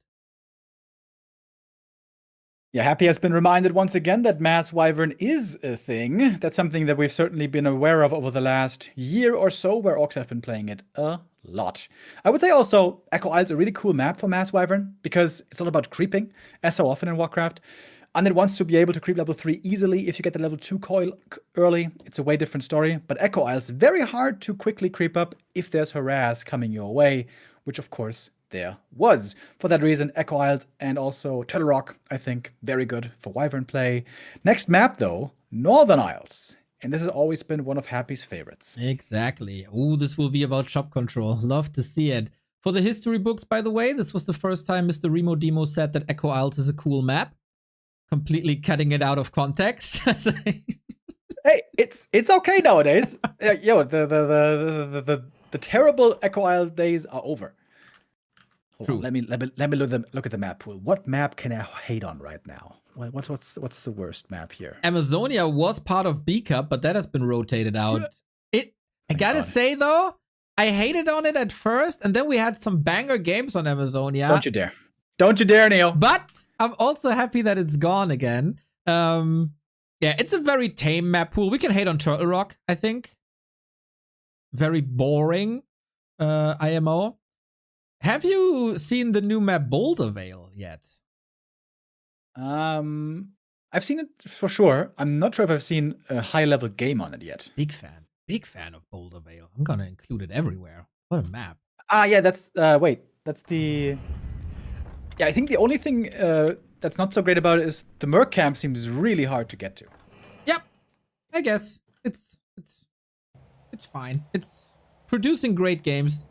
So far, at least. So, dear Chinese tournament organizers, Boulder Vale. Also, the abbreviation BV is fresh. No S, no T. Wonderful. But Dude, I've been texting them so many times on WeChat saying, hey guys, how about we get a map in the map pool that's not 15 years old already? They are resistant to change. they absolutely are. I'm trying to introduce them to the Swiss system for bigger tournaments. Let's see how. Oh, good luck. Because, you know, that would take away seedings, for example. So we'll see how that works. I sent them a couple of videos that explain this. Anyway, guys. Oh, Storo for the 10 gifties. Let's go. Thank you. You guys are pretty good today. I like what I see. I also like Northern Isles. I like Northern Isles, especially between Happy and LYN. Very few people play it better than these two. And then we have a lot of fighting going on and potential for expansions. Game 5. Who claims match points in this winner bracket semifinal? LYN tying up the series was a very important point on the previous map. It's now a clean 2-2. If he lost that with a Farseer, would have been a doomed task, it seems like. But he's not trusting in the Farseer anymore. We're going back to the Blade Master. Akinos says hello. Has to go for a shop early. You need to have that regen available. And Happy probably wants to play a cleaner game now than he was before. To be honest, his early game Ghoul defense against Blade Master has been not exactly sloppy, but not picture perfect, as we've seen many times before. Yeah, also sometimes enabled by poison creeps, but that is not the case here. You seem to be a second ahead of me. I'm at 2, 30, 31, 32, 33, 34, 35. Now should be synced up. Blady creeping away the Murloc.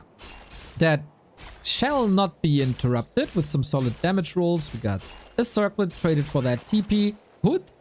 Kinda nice. Lots of plays. And you trap a Ghoul here, but I think Ghoul Force is a little bit overwhelming for just a single Blade Master. It's always nice to creep this Murloc away. Prevents level 2 from the DK. Ooh, almost lost the second last hit. That would have been a bit bad, but Happy gets that one.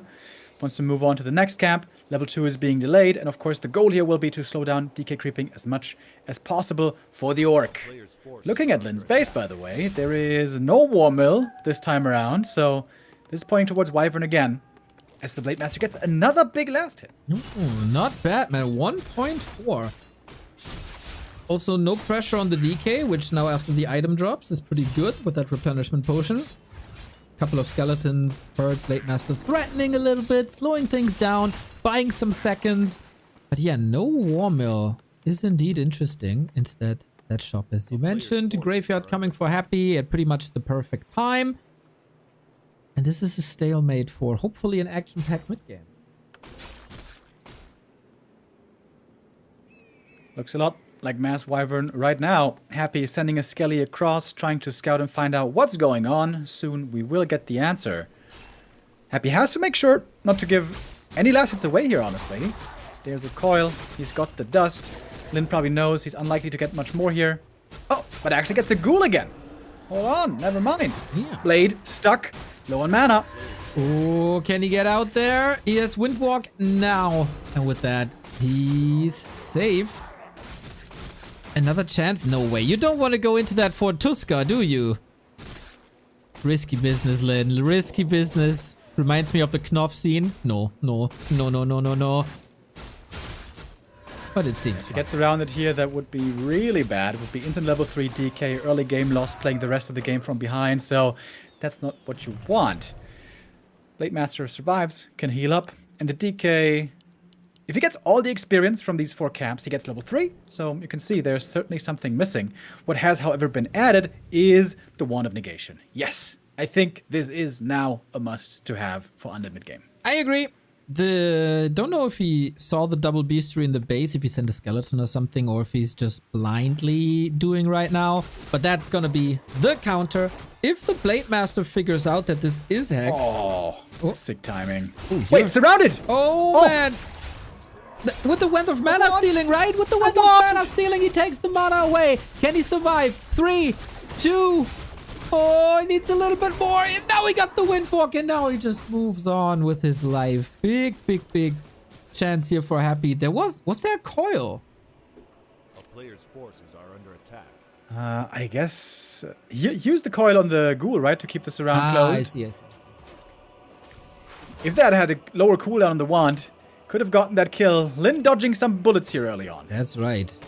Guess we got to sync again. I'm at 6, 3, 4, 5, 6, 7, 8, 9, 10. So we do get the classic Shadowhunter creeping. Happy a little late to the party to steal anything. Yep, there we go. Item, a little bit of intelligence for the Shadowhunter, and now he shows the Garg. That was really a big issue game 3. With 2 Gargs, 3 Gargs being sniped right away. Also, of course, the DK losses. Neither of that is happening here, so way better situation for Happy, but also LYN with solid levels. Now he's the one being harassed. Yeah, if Coil Nova hits the Wyvern, they could easily die, but quick reaction by LYN, pulling them back right away. Those Wyvern, expensive units.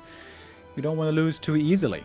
Normally, in the past, you could say, when there's only one Garg on the field especially, Undead doesn't really want to be aggressive because that one Garg gets hexed, and then what do? You got no anti-air left. But of course now with the Wand of Negation, it's a different story. Happy aggressive with one Garg, second Garg now coming in. Maybe LYN should add some bats earlier. He's in fact adding one now. But of course also those get one-shot by Coil Nova, so gotta watch out. Exactly. It's still the classic for Wyvern into bad timing. Envenomed Spears is coming in earlier, despite the nerf. As I said, you don't really feel that as the damage over time is reapplied. Anyway, it's a little worse versus hero focus, I'd say. Against anything else, more or less the same as it was before. But we will then see if the undead heroes can still counter this down the road, or if they give too little XP now. LYN has a big mana potion, no level 3 yet on his side, but he wants to contest the middle. They're eyeing each other up. There's a Hex, but easy Dispel. In the past, these would have been easy kills. Not so much anymore.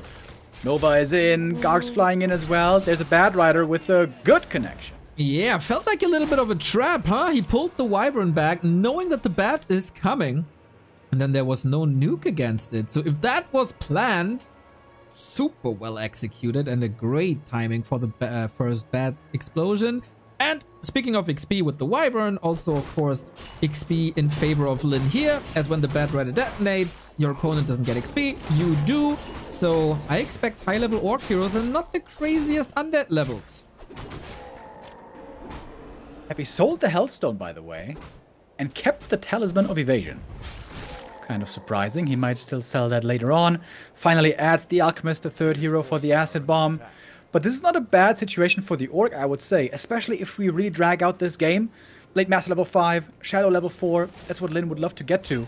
And if we get to that point with a strong Blade Master, Alchemist can have a very tough time staying alive. Oh, and he's a little bit out of position here, being blocked by the creeps. Focused immediately. Is that the end of the Alchemist already? It absolutely is. More and more Gargs are coming in. The Wyvern micro is insane. And Acid Bomb is ticking a little bit, but nothing that can't be out-healed in the beginning. LYN again with a phenomenal mid-game, and now there's one Wand of Negation, but he's not using it at the moment. Coil, Nova, Invo Potion, Reveal being used. Here's the next Hex, and now he has the Wand of Negation, and he is dead. And is that it already? 2 heroes down. LYN wants to go for more. He's got more Hex. There's no Dispel at the moment, apparently. And that's it. 3-2, brother. 3-2. LYN has match points on Happy's map pick. This was pure dominance. And I've been vocal about this quite a bit since the patch. What's the Undead supposed to do against Mass Wyvern? I don't know.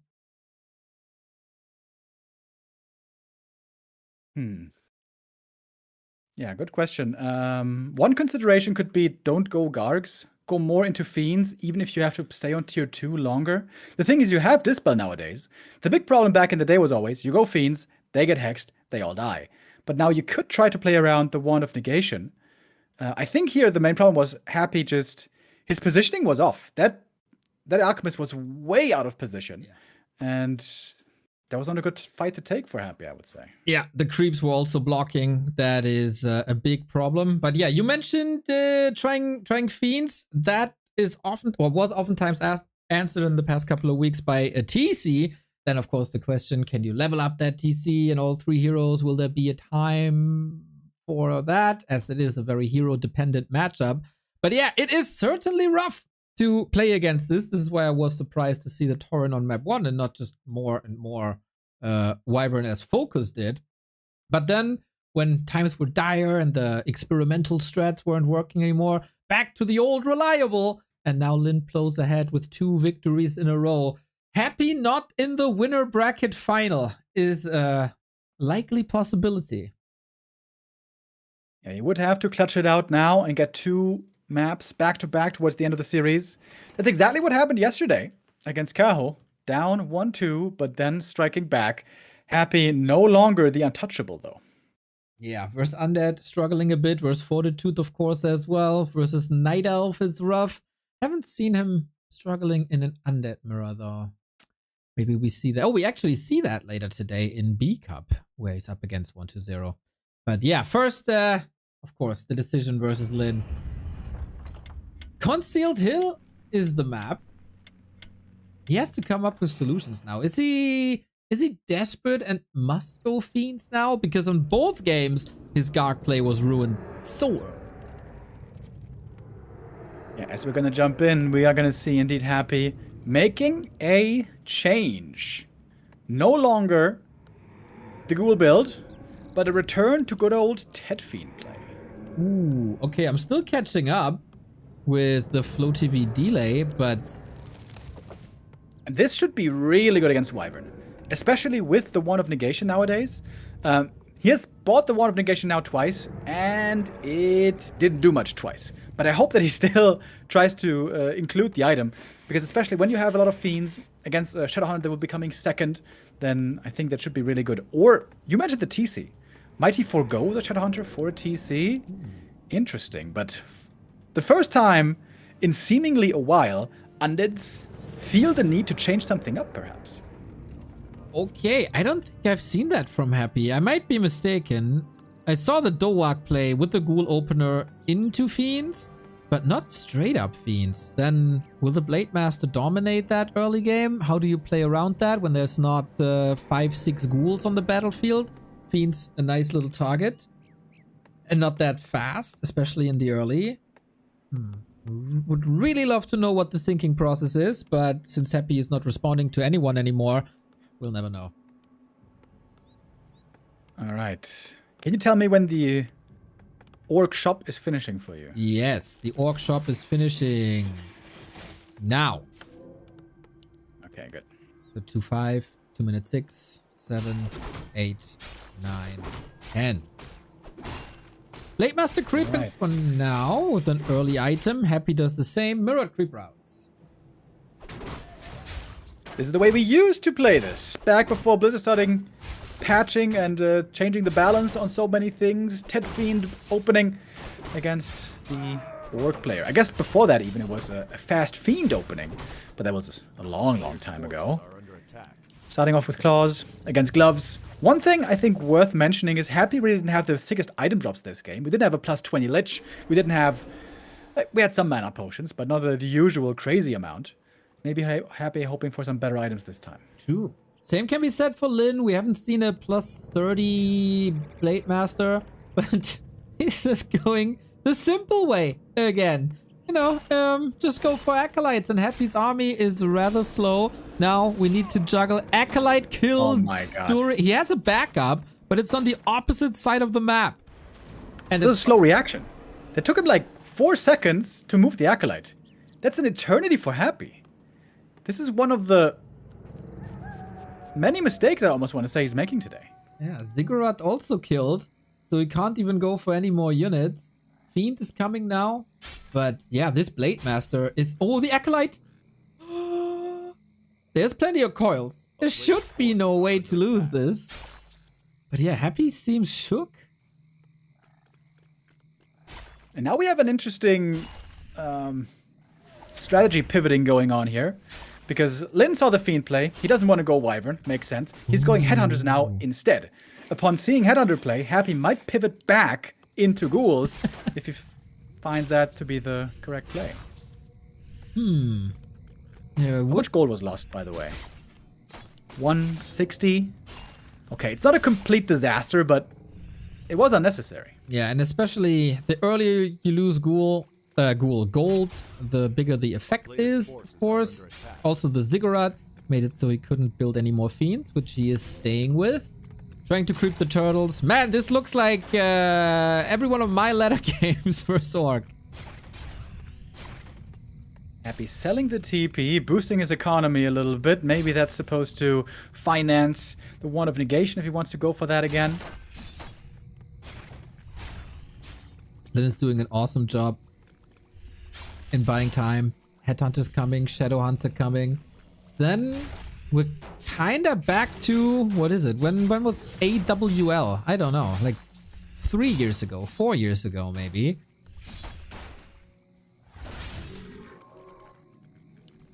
Interesting. A player's forces are under attack.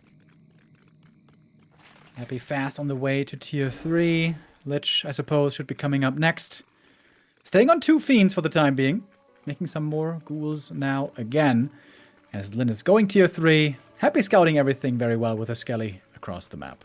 Fiends are never bad. It's a solid damage output for creeping. We've seen a lot of burrow play to keep them safe, as that was also a bit buffed in research time and resources, or one of them. I'm not too sure anymore. But yeah, fiends are safer than they were before. DK actually a bit stuck. But yeah, fiends are back to the rescue. That's a lot of time and space for the Shadowhunter, which Happy is scouted now.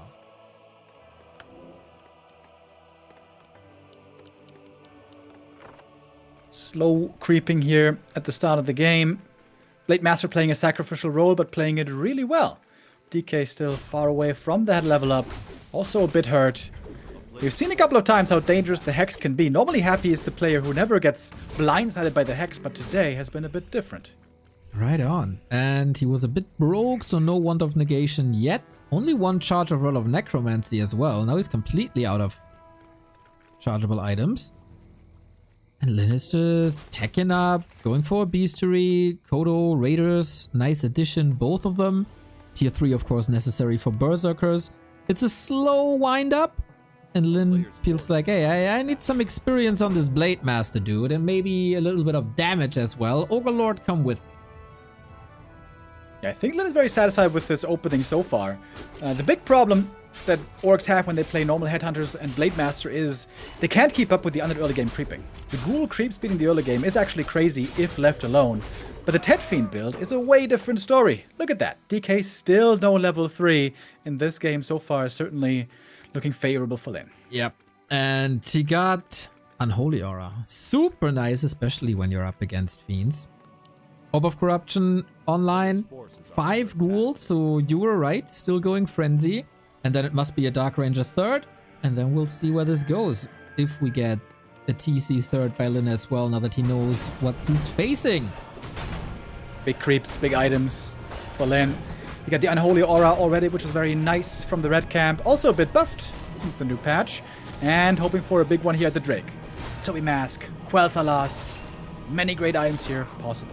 Happy on the other side. Scroll the Beast, more damage always good. There won't be any Dispel on LYN's side. And he gets the Stowy Mask. Holy! This is a very good inventory. It's not the damage that he wanted, but having mana means more Hex, means more heal waves, more survivability. And especially, since we're gonna get a Dark Ranger and you want to keep these Berserkers alive, this is always appreciated. Happy moves towards the middle, only getting the scraps. But he got the levels finally that he wants. Level 3 DK, level 2 Lich, that's not too bad already. And the Dark Ranger with Black Arrow first. This is still scary undead timing. Frenzy Ghouls not as many as normal, but still a decent amount. More could be brought perhaps from the main. More will be built, and Happy's beelining it to the Orc main base. And then we'll see if LYN is in position. At the moment he is not. He got the Berserker upgrade, he got an Invul Potion. He must have seen Happy, I think, or maybe heard him. Yeah, he's already setting the TC to the side. Big reinforcements here. TC could come in as a surprise. We don't have silence yet. Stomp cannot be stopped. But LYN also seems to be a bit unsure. Not sure if that reveal caught the blade. But he's just not interested in creep jacking or defending. Orc forces gathering on the right-hand side. Importantly, LYN has the cement upgrade, so the burrows are fairly well protected. What the Orc wants to do here is delay as much as you can. Keep creeping.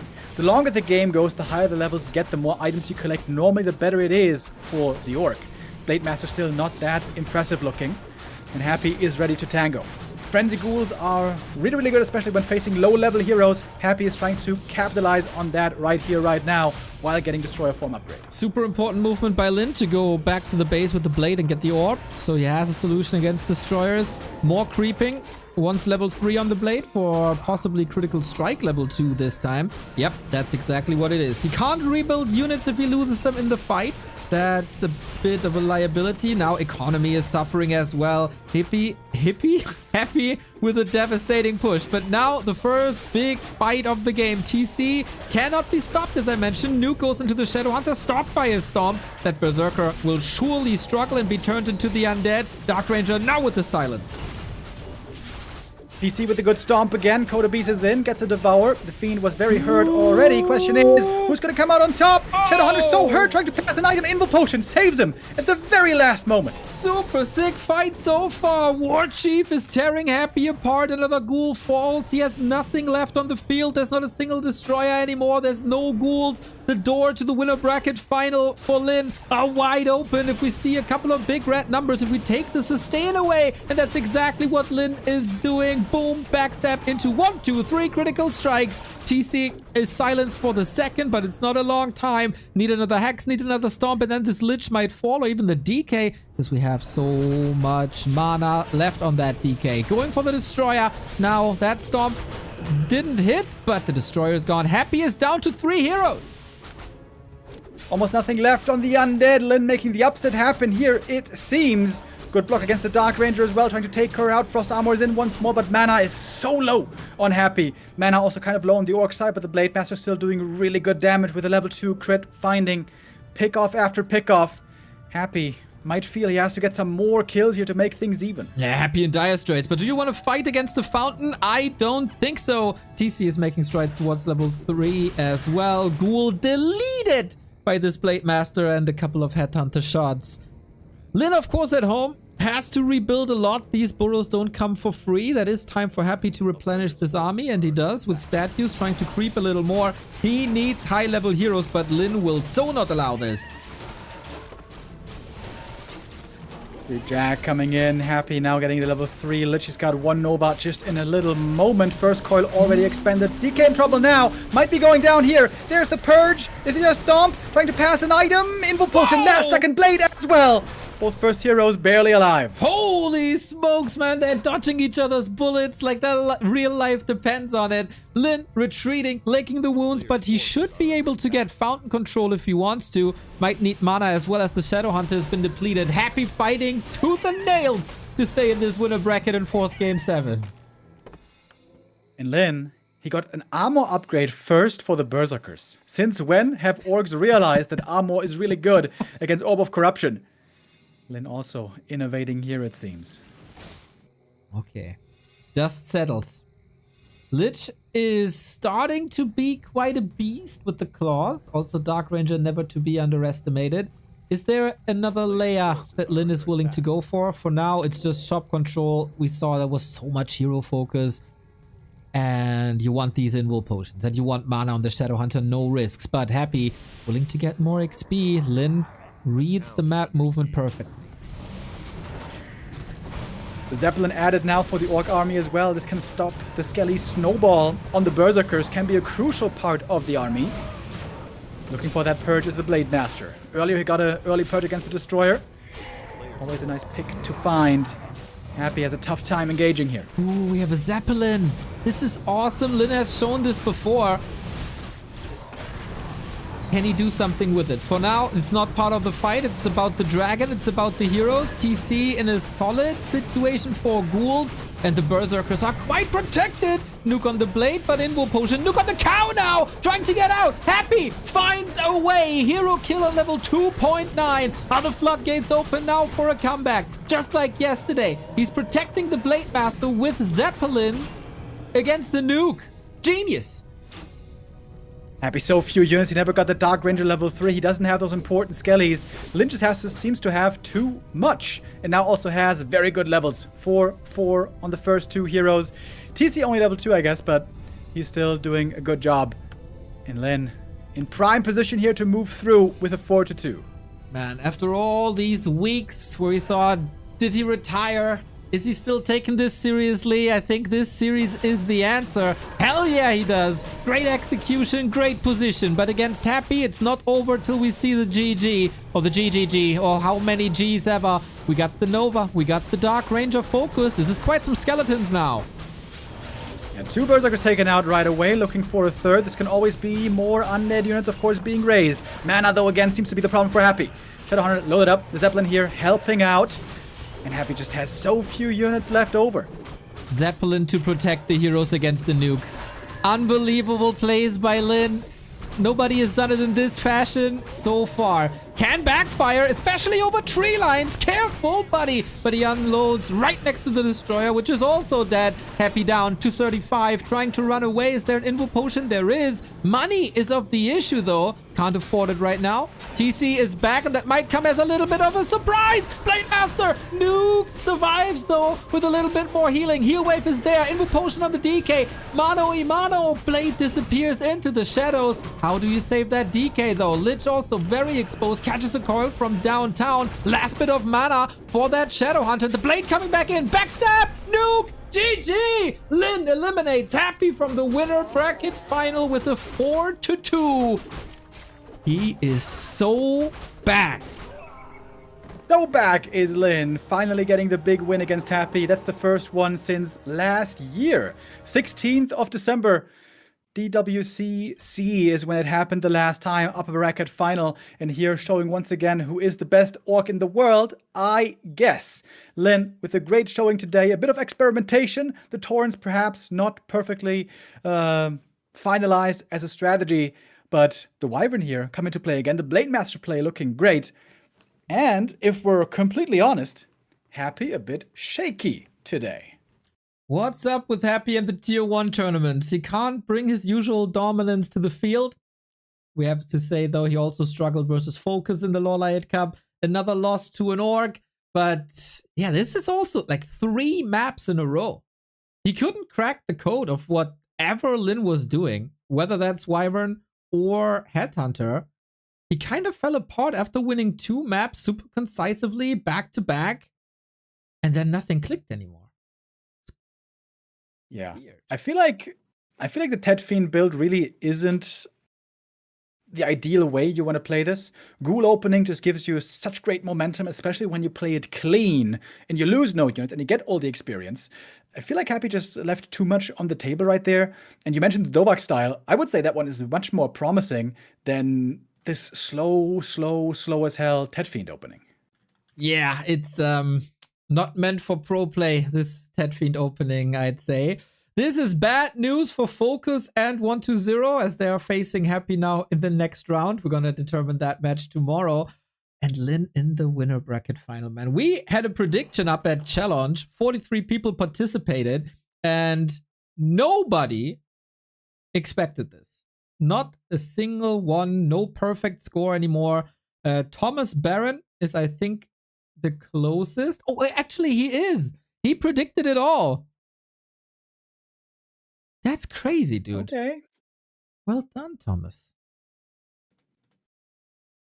So yeah, 1 out of 43. Believing in the War Chief.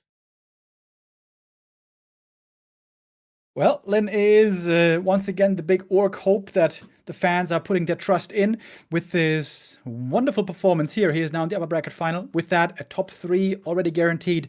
That means at least $2,500 prize money. That's pretty nice.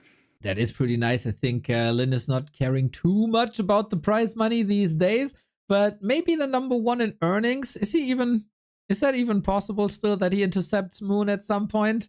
Taking a look at Liquipedia, which is kind of slow for me right now.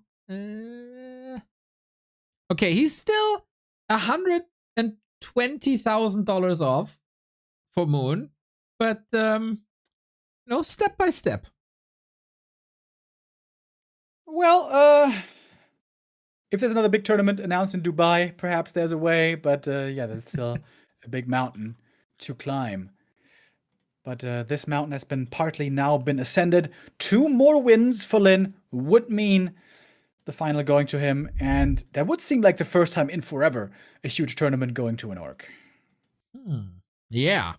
This was the final of the Dolphin Cup in December, but Fortitude defeated him there for the first time in 10 years or so.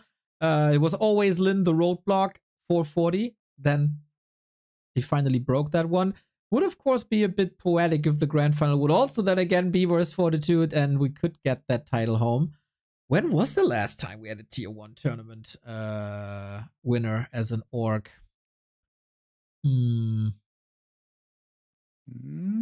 Hold on. It's something you must be able to find out. Yeah, I'm on it. I'm on it. Wikipedia. It was Fly winning NEXT Spring in 2021. Wait, 2021? Yeah. Are you serious? I mean, it's only Happy and 40 winning for like since 2021 and 1-0 once, I guess. But yeah, we only had Happy 1-0 and 40 victories since 2021. That's insane, actually. I mean, yeah. Colorful, the last WGL. Oh my god, you're right. Yeah. And after that, only Happy and 40. Dude, the last winning the Tier 1 tournament. That Colorful is the last Night Elf tournament winner for a Tier 1 tournament is blowing my mind still. That can we please change that, Night Elves? Can we please wipe that out from history and put like Kaho Live, someone at the top so we don't have to look at this anymore? That's insane, dude. Yeah. All right, LYN, I guess it's time to show up. It's time to deliver.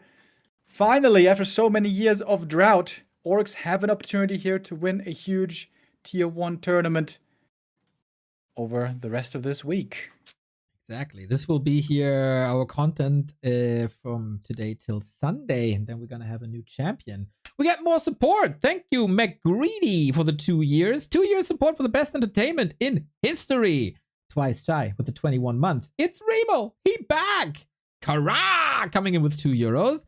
Guys, I got a question. Why don't Orc ever play Dark Ranger second against Undead Ghoul strategy? You literally never see it. Why is that? Is that too bad?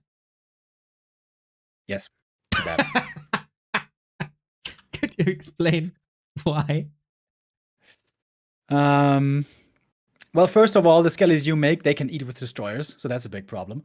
And secondly, Dark Ranger, she's not really that big of an impact hero unless you get her to 3 and you can rely on the skellies. But as mentioned, destroyers, you can't rely on skellies. And also, TC and Shadowhunter are normally always better.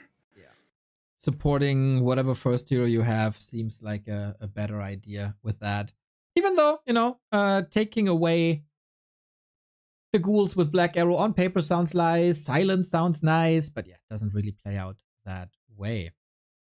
We are in the lobby as we see. There's a lot of Chinese chatter going on. Let's see if we can translate this. Because yeah, we have a second winner bracket semifinal for you guys today. Fortitude, the big bout machine versus Life. Okay, the Chinese in the lobby translates to say it out loud, bless God. Then it can be violently picked up by the card god. Praise be to God. I can get on board with that. And you are definitely a mole. Fufu is in trouble tonight. Come on, after all, the strength is too strong. I mean, wise words. Yeah. This is what I talk about all day as well. So, Happy in the lower bracket. Yep. On the side of Focus and 120. Yep. It's going to be for the day after tomorrow. Tomorrow we're going to have first round lower bracket. That's just best of 5. So only 2 matches best of 5 tomorrow, I guess. I think it's all best of 7 from here on. Oh no, round 1 of upper and lower bracket is best of 5. Yeah. Ooh, true.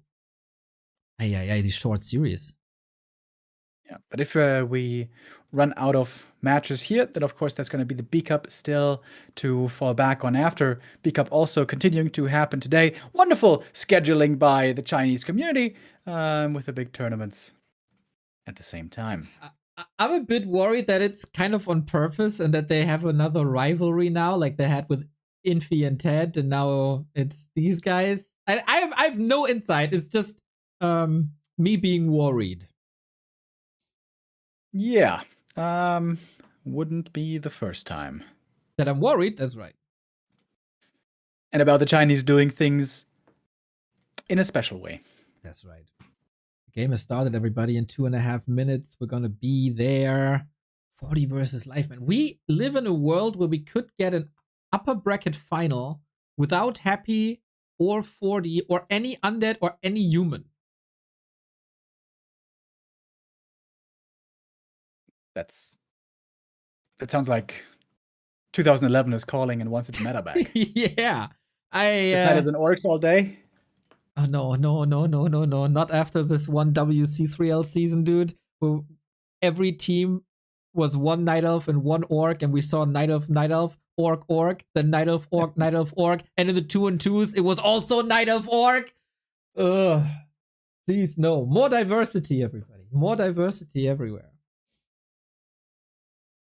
Yeah, speaking of diversity, here in the playoffs, we only had a single human making it through, and it is the big boss, the big bout machine, as you called him. Fortitude is representing the Alliance by himself. In the group stage, we had three more, if you will. Infi, Sock, and Starbuck were playing in the group stage games, but none of them made it out. It was only Fortitude.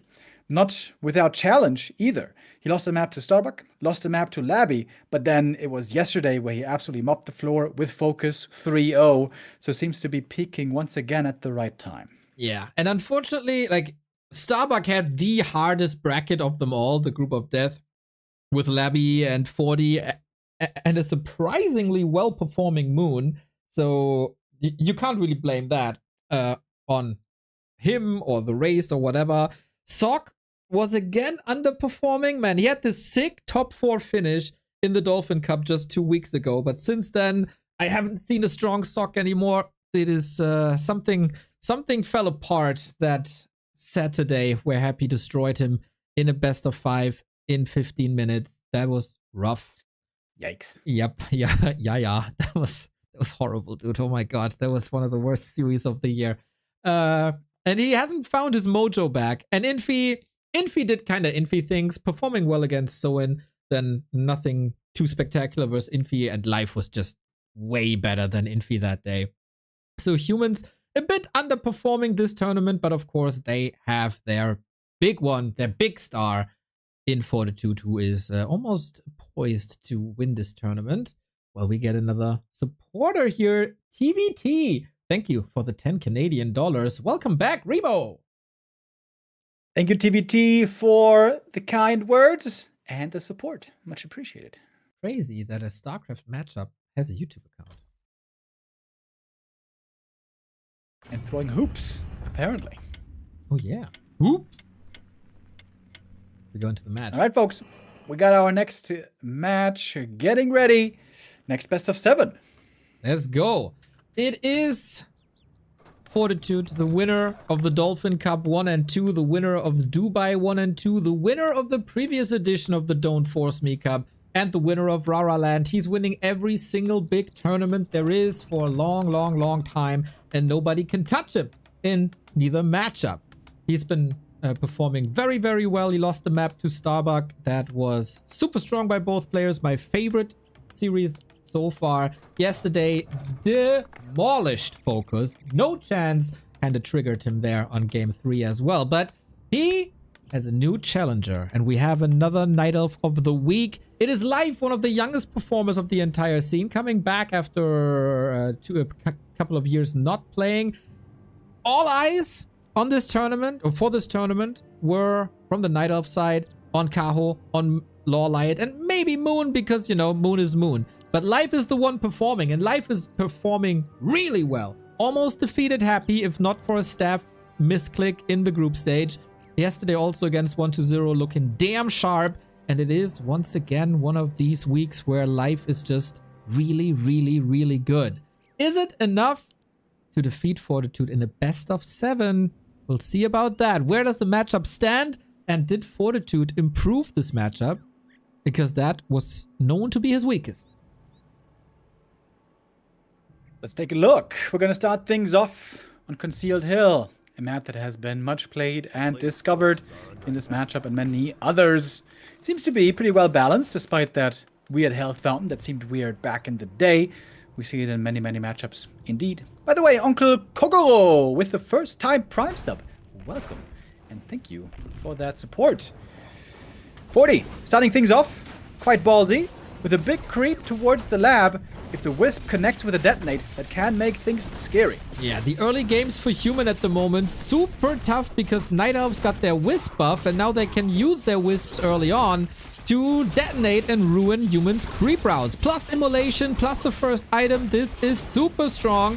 40 though gets the item, gets the heal pot. Kinda lucky. Immolation doing lots of damage and the first aggression, nicely defended.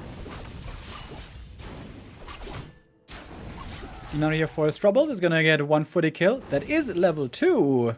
If he gets the experience. Oh, that's such a good last hit. Oh, doesn't get it.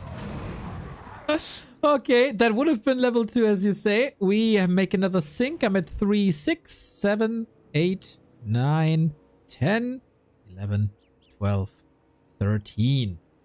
So Fortitude's strength has always been stability. The early games, nobody uses Militia and Footman like he does. But he's under pressure by life not moving back. Still willing to get that level 2. And another Militia call. That heavily cuts into Lumber. I just save that one behind the wall. Trying to minimize losses here. I wonder, how has the meta been the last 2 months? I could have understood if Humans are expanding less because Defend was nerfed recently, wasn't it? Yeah, Yain. It is nerf buffed, nuffed, or birthed. It is weaker, but it's also a lot more affordable and faster. So we see Defend still pretty much every game. It's just not as oppressive as it was before. It's a lot of stability added and helps out a little bit against Dryads and these archers we have. So Defense seems to be in a very good spot at the moment. Oh, all right. That's good to hear. Archmage would love to go for a little bit of level 3 pressure. He's not level 3 yet, only level 2. But he might find himself 2 levels ahead here in just a moment. Yeah, that's quite crazy, to be honest. Fortitude not giving the Demon Hunter level 2, that is almost unheard of. Seems to be in great shape, as he oftentimes is in these big tournaments. Hunting Wisps now, interesting choice. He, of course, saw how many Wisps were detonated. Life on the left-hand side, saving 2 of these. And might get a Footman, but still, that is saved to the right-hand side. Life can't get any kills done. Yeah, really good play over here that we see by Fortitude. You mentioned not getting the kills. Yeah, when you get the boots of speed, normally you expect to at least be able to run down some of these kills. He gets a water elemental finally. That is level 2 at long last. But all these footies are still alive, and they could be healing at the fountain. Could be. Easy.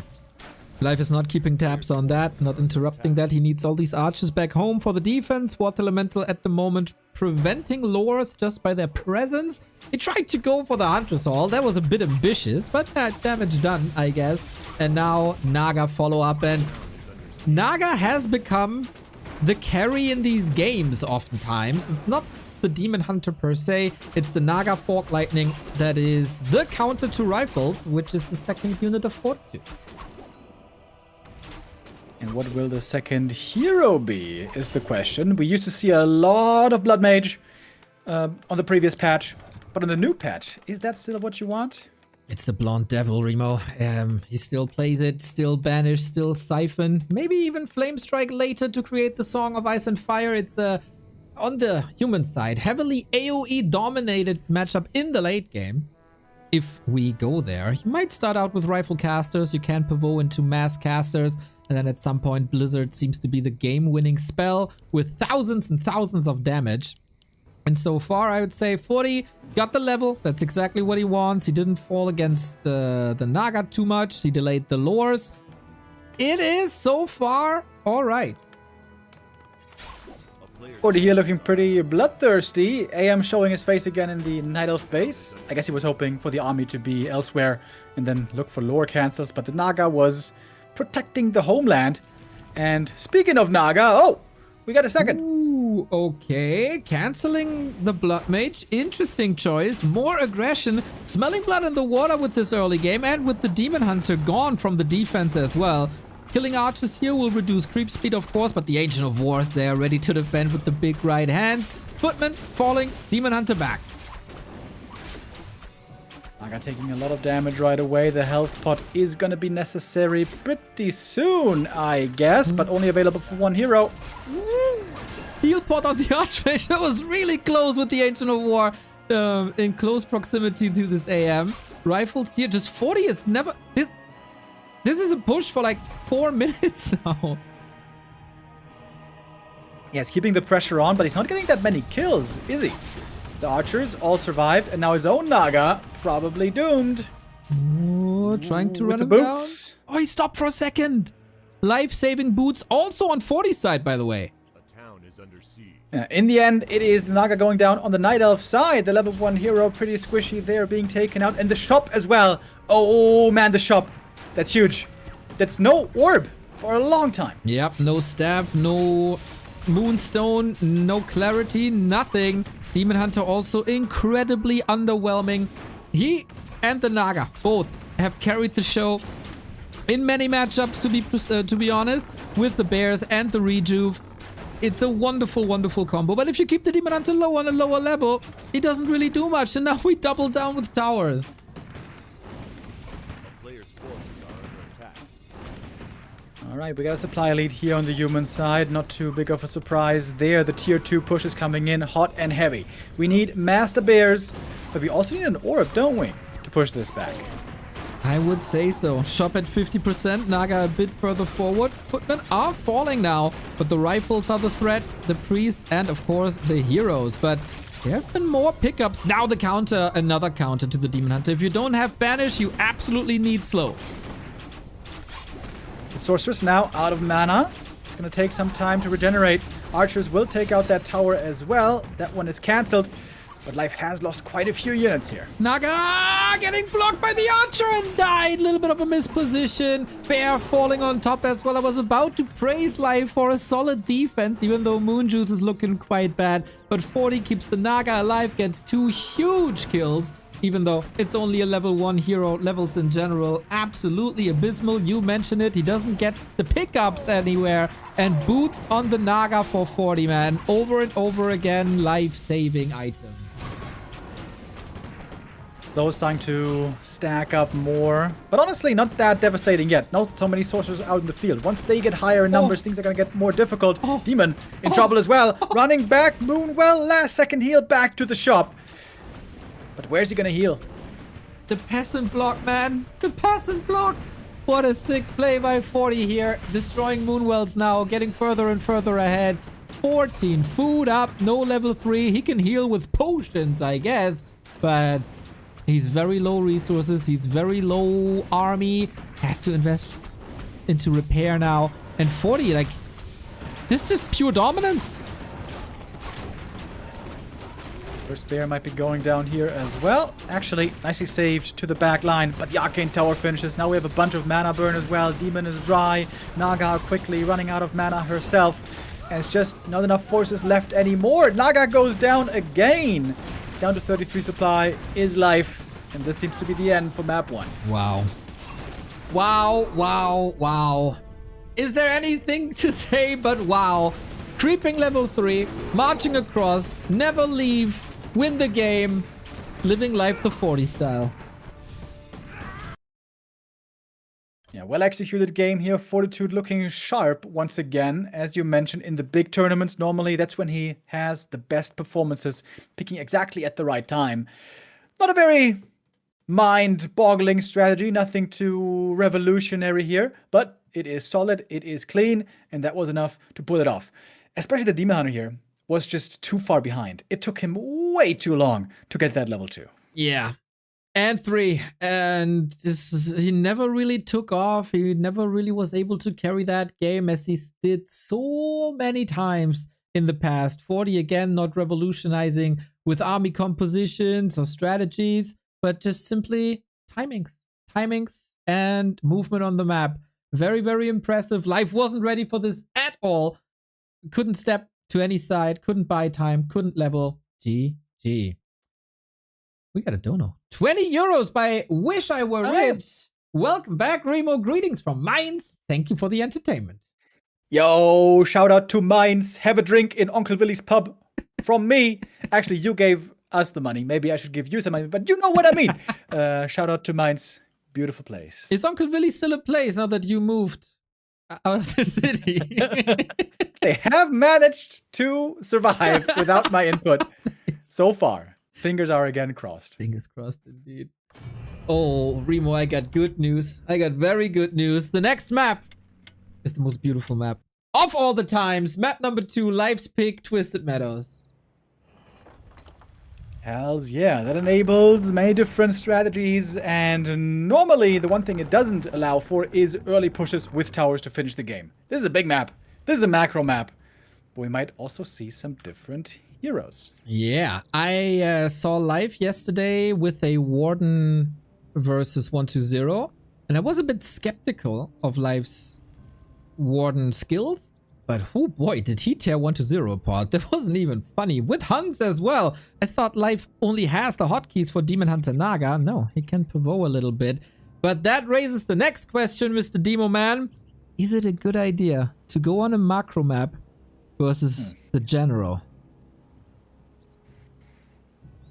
Are we gonna see tanks? Are we gonna see multiple bases? So many different possibilities for this map. A bit of mind games will come into play as well, and it has to be at the forefront of Life's mind that he wants to score here now. You don't want to go down 0-2, you don't want to go down 0-3 even, so want to keep this series as even as you can, for as long as you can. We A player's forces are have a very unique setup here. We got a Demon Hunter, no Warden on Twisted, against the Mountain King. Chinese humans, man! Mountain King is back on the menu versus Night Elf. Super powerful, oftentimes paired with Mass Air. Again, people will argue, but you can just burn him and then he doesn't do anything. But man, he can create some distance. He can throw these hammers from everywhere. People like Starbuck even played Mountain King tower rushes. There is a lot of ways to play this dwarf. But yeah, the Demon Hunter is poised to strike him down. While we creep the mercenaries, we can maybe go for a sync. I'm at 17, 18, 19, 20, 21, 22, 23, 24, 25. Yeah, and playing against Demon Hunter is a very interesting dynamic. Especially once the Demon Hunter gets level 3, gets very scary against the Mountain King. But very early on, say when you're trying to expand, it can be also very tough for the Demon. If you run in trying to burn, well, there might be a hammer flying your way, indeed, towards your face, and then it gets surrounded, you have to TP away, and that makes for a very easy expansion for the human. And I would be shocked and flabbergasted if this was not an expansion game. Yeah, I mean, yeah, it must be. It's Twisted. Come on, give us that long game. Give me the tanks. Demon Hunter trying to be aggressive again. No immolation this time. Probably expected the Mountain King to a degree. One of the prime reasons to not go Warden. We have a Shadow Priest to heal up that Mountain King against some chip damage. I like that. Scroll of the Beast probably not that useful up until we get Berserkers. Life also with the Shadow Priest. Berserker time is soon, but here's the Stormbolt and there's the surround. Holding it with only 4 footies. MK is moving away from the surround.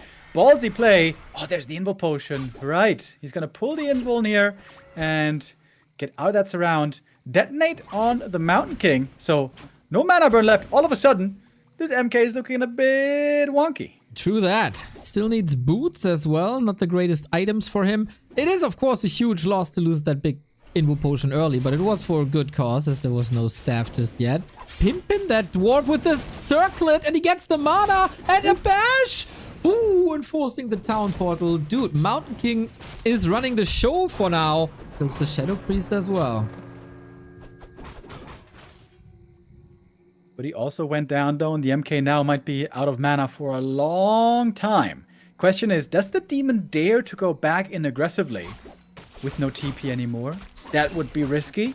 At the moment, the answer seems to be no, creeping up on his side of the map. Without Ancient of War, by the way, so he's taking a fair bit of damage here. And in the end, it seems to be a rather easy expo for the human. Just took some time from Merc Camp to Merchant, then back to the bottom left-hand side. This is not the fastest expansion of all time, but it seems sure now. And live, ooh, the Huntress Hall is very late. It's back, Remo. The Huntress Hall delay is back, and I don't know why, and I don't know why all of the Night Elves are affected. But yeah, it is what it is. But you're gonna see that Hunter's Hall if he looks around the corner, checking to see what's going on, especially wants to find a possible expansion, which there is. Tree of Life close to the lab, but so far unspotted. Oh, but Footy might have the right GPS coordinates. Oh, 6 scout by 40. Question then is, of course, once this expo is established, what's the style going to be? Fortitude always very happy to play any mech, whether that's mass tanks or mass gyros. Greetings to Colorful. Or mass air. Mass Dragonhawks can be a thing against Night Elf, especially when there's no fan of knives. Whatever it is, life needs a panda second. Yep, that is most certainly going to be the correct choice. He's going to reach tier 2 soon. He does have the panda. He has reached, in fact, tier 2 already. Of course, that is the nature of this matchup.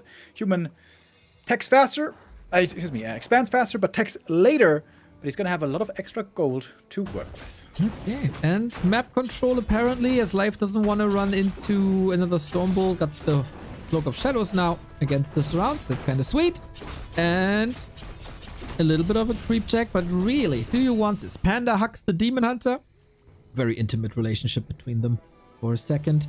Panda trying to hunt them down with Breath of Fire, but that is already 10-15 seconds where life isn't creeping. Yeah, I would say so far the MK's kill threat has been minimized pretty well. I think it was one Shadow Priest going down and maybe one Archer, but that was pretty much it. Demon Hunter, of course, lost the TP, but he burned the mana well. So Demon Hunter so far worked out pretty nicely. But you're not going to have a ward in this game. There's not going to be Avatar of Vengeance and peasants dying everywhere. This is a limited late-game potential Demon Hunter. Not to say he's going to be weak, but he can't do the same. Okay. Creep check, opportunity by life. Doubling down with aggression. Is there a Zeppelin all ready to evacuate? Doesn't seem like it. Wants to save the Shredder. Damage on life side, not enough, but exclamation mark, I'd say. Life is here to fight. Life reads the game well. And Life now has to retreat a little bit, creep up his own expo while taking to tier 3. We still unfold our strategies. Yeah, Life doing a good job here, punishing what he can and making his presence known in the early/mid-game stages. But also, I would say, despite the losses of like Mercs and Footies, this was a great camp to take. You got the Sobi Mask and the Shredder from this camp right here. And we know where this is heading. Tier 3, tanks, and a lot of lane. We'll see, we'll see, we'll see. We get Blacksmith now. More creeping. Panda, yeah, needs level 3 ASAP. Panda is going to be the carry, lifesaver, insurance, everything. But 40 is muscling up a little attack of his own. As he knew that this tree is coming up, maybe just go for the Entangled Goldmine. Delay income a little bit. He still needs time for tier 2 and 3. MK with the hammer locked and loaded. That Berserker especially is a wonderful target to look for. Demon Hunter not right there for the mana burn, but he's coming. Players' forces are under Boink.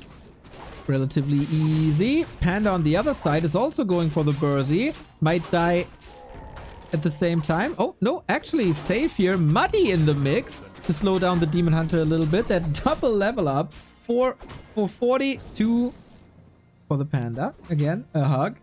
Is 40 again doubling down? We get a Blood Mage, we get tier 3.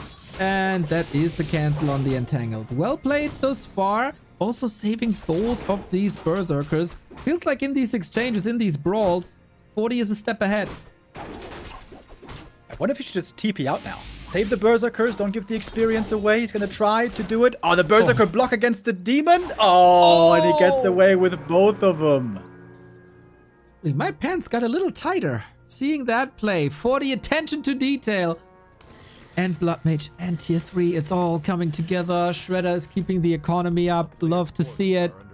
Mountain King is a beast with the Sobi Mask. All we need is like either workshops or aviaries. Life on the other side. There's no innovation. We know it. Dryad Bears is the play. But then what? Also really nice to have this MK level 4 this early. So now the race to level 5 is on, which is always going to be a crazy strong level for him. Of course, there's going to be mana burn, but still, when you throw the spells, they will be good. And that level 2 bash, don't underestimate it, dude. Yep. In the smaller skirmishes, those bashes can make a big difference. As now, perhaps 40 will be moving to a third base. No, not yet. But we have our answer as far as production goes. We got the triple workshop coming up. Exactly. Give me them tanks. That is Fortitude's signature play. Since since its very early days in 2013, Mountain King can still level a little bit. Wonder what these two towers are for that the Blood Mage is carrying. A player's forces are under attack. Might be trying to secure a third base at some point. We'll see. DC 21071 with the resub. Thank you very much, saying welcome back, Remo. Thank you. It's good to be back, indeed. Usually when you see these nicknames, it's the birthday, right? So is he born on 21st July of the year 1?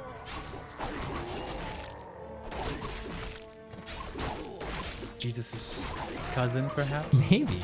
Let us know, DC.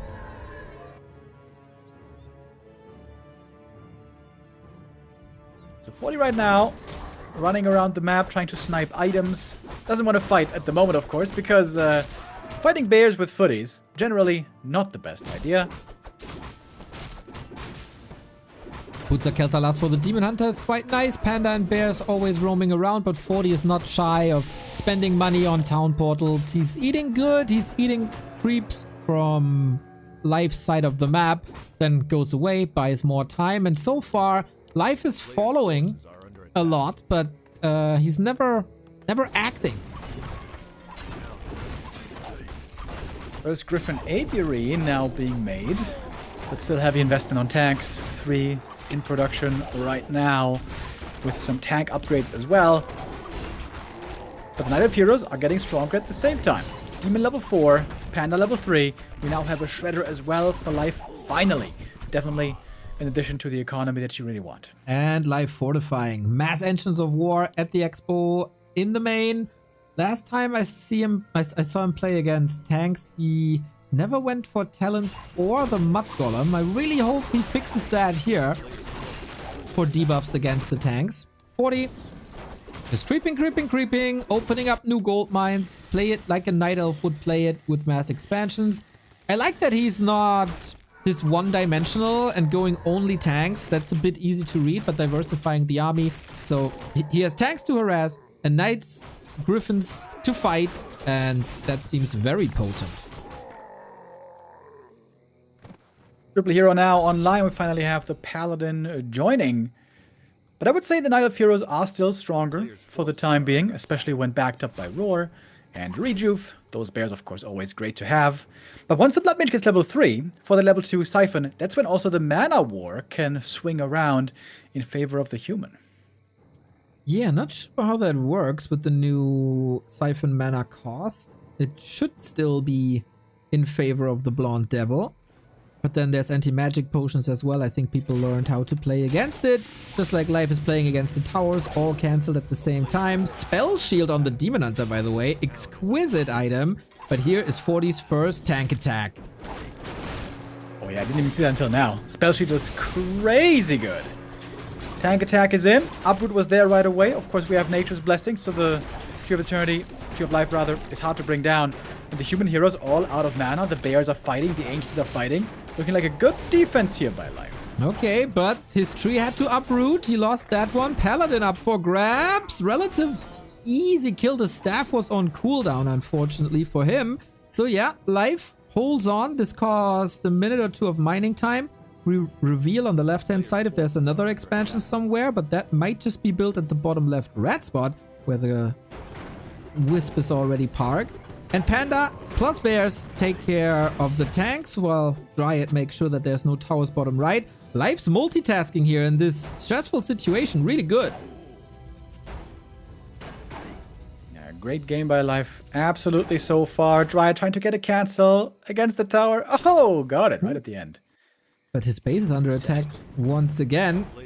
Still missing the talents. Still missing the minus armor. And Panda missed a few hits on these tanks, so can still be repaired. Demon Hunter taking on Knights and Mountain King and Blood Mage. Keeps the spell shield, which has been activated. So, Life Drain triggers this as well, right? Yeah, I think he should have used it for that. He just gave mana to the MK and then he was mana burned. It seems like 40's in trouble here. Yeah. A little bit. Interesting. With his preferred style of playing. And we got a talent. Nice. Okay, Life surely learned from previous losses. Playing a million times better than the last time I've seen him on this map against human.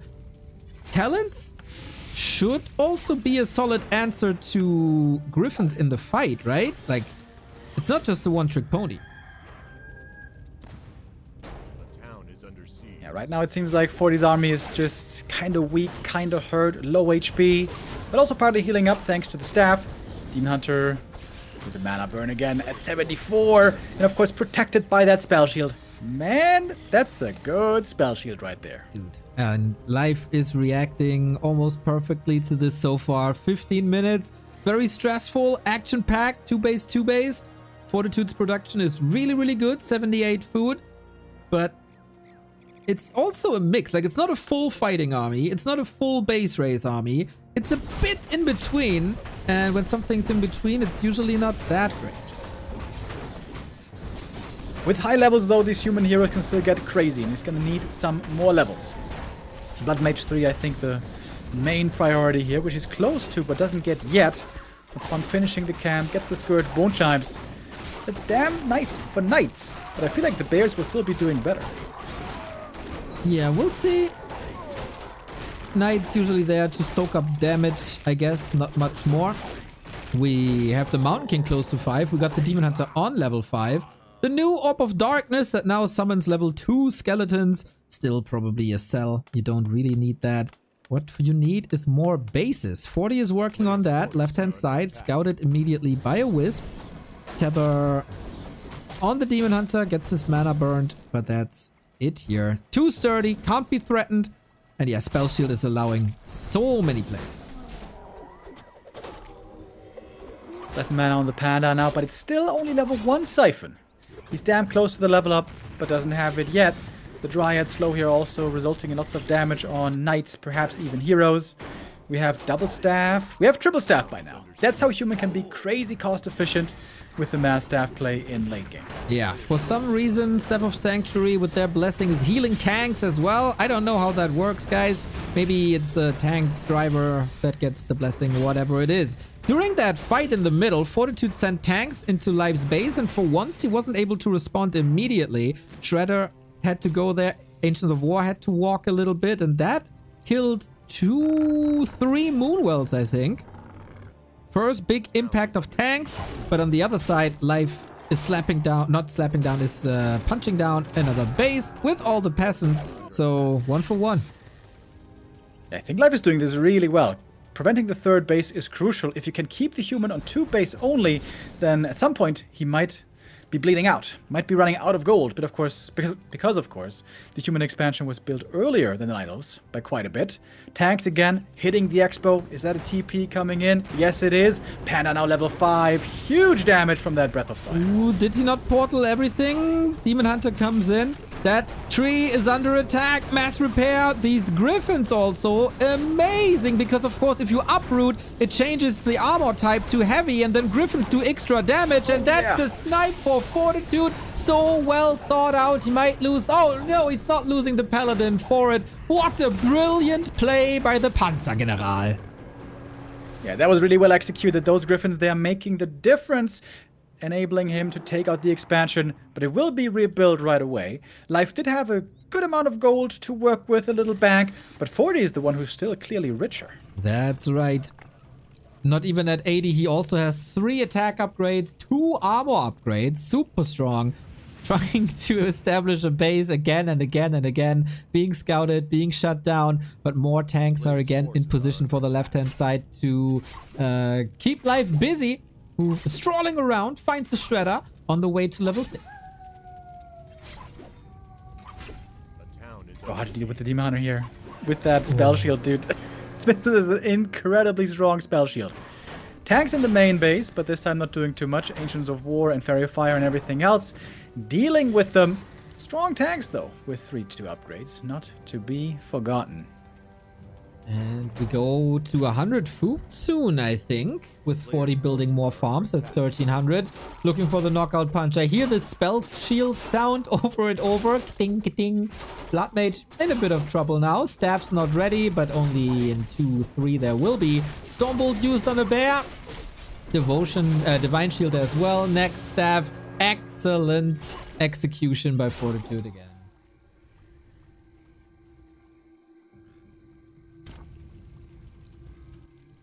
Fortitude is nicely being cost efficient here, but it seems like he's never really close at all to trying to win a fight. Knight of Force here is so strong, even if it's not at 80, only 70 for now. But the hero is being so powerful. Good save there on the Shredder as well. 40 running around the map, looking for easy holes to pick and do damage, but he's not finding them. Not yet, that's true. We have one troll interrupting the expansion left-hand side, but the expansion on the right-hand side is being under attack, which is built in an interesting place, I gotta say. Can this just be sniped? This is again 400 gold lost afterwards, and of course no income. Yep, easy. And with 2,000 gold, 40 can TP out again. I guess Life has to hope for outmined bases at this point. And that is the case now with the main, on the Night Elf side anyways. Human main base lasting just a little bit longer. But the Tree of Eternity is going to make its way over. It's going to continue mining there again soon. We have 3,500 left in the natural for 40. So that's a couple of minutes still. But supporting tank play off of only one gold mine, which soon it's going to be, not that easy to pull off. Yeah, exactly. And some tanks are being caught as well. Every level is crucial. Every bit of XP is crucial. Demon Hunter Panda, 2 of the strongest ultimates in the game.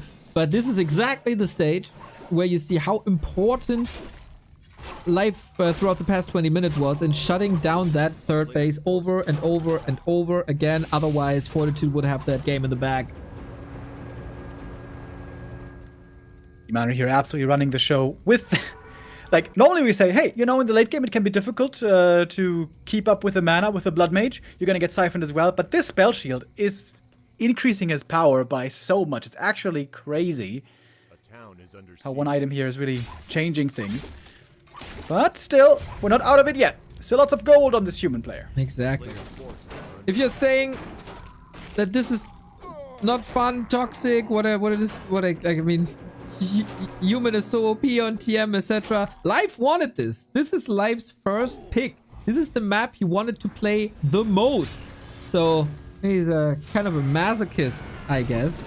Shredder killed tank soon as well. The Tree of Eternity, of course, shall not fall. That's the last source of income for a while. Finally, for the first time, the Blood Mage is able to suck all the mana away from the demon, and there's no more mana burn. The first time in forever. Going for the Tree of Eternity. Hold on. Did he just find the way? Did he just find the way to win this game? So much damage! Oh my god, he dies in seconds. That thing has 2,000 plus HP, but the Griffins made it look like it's made out of paper. Fortitude, dude, these tank Griffin attacks is quite a new flavor to the Human Night Elf matchup. Fortitude here with tenacious play, always looking for his opening.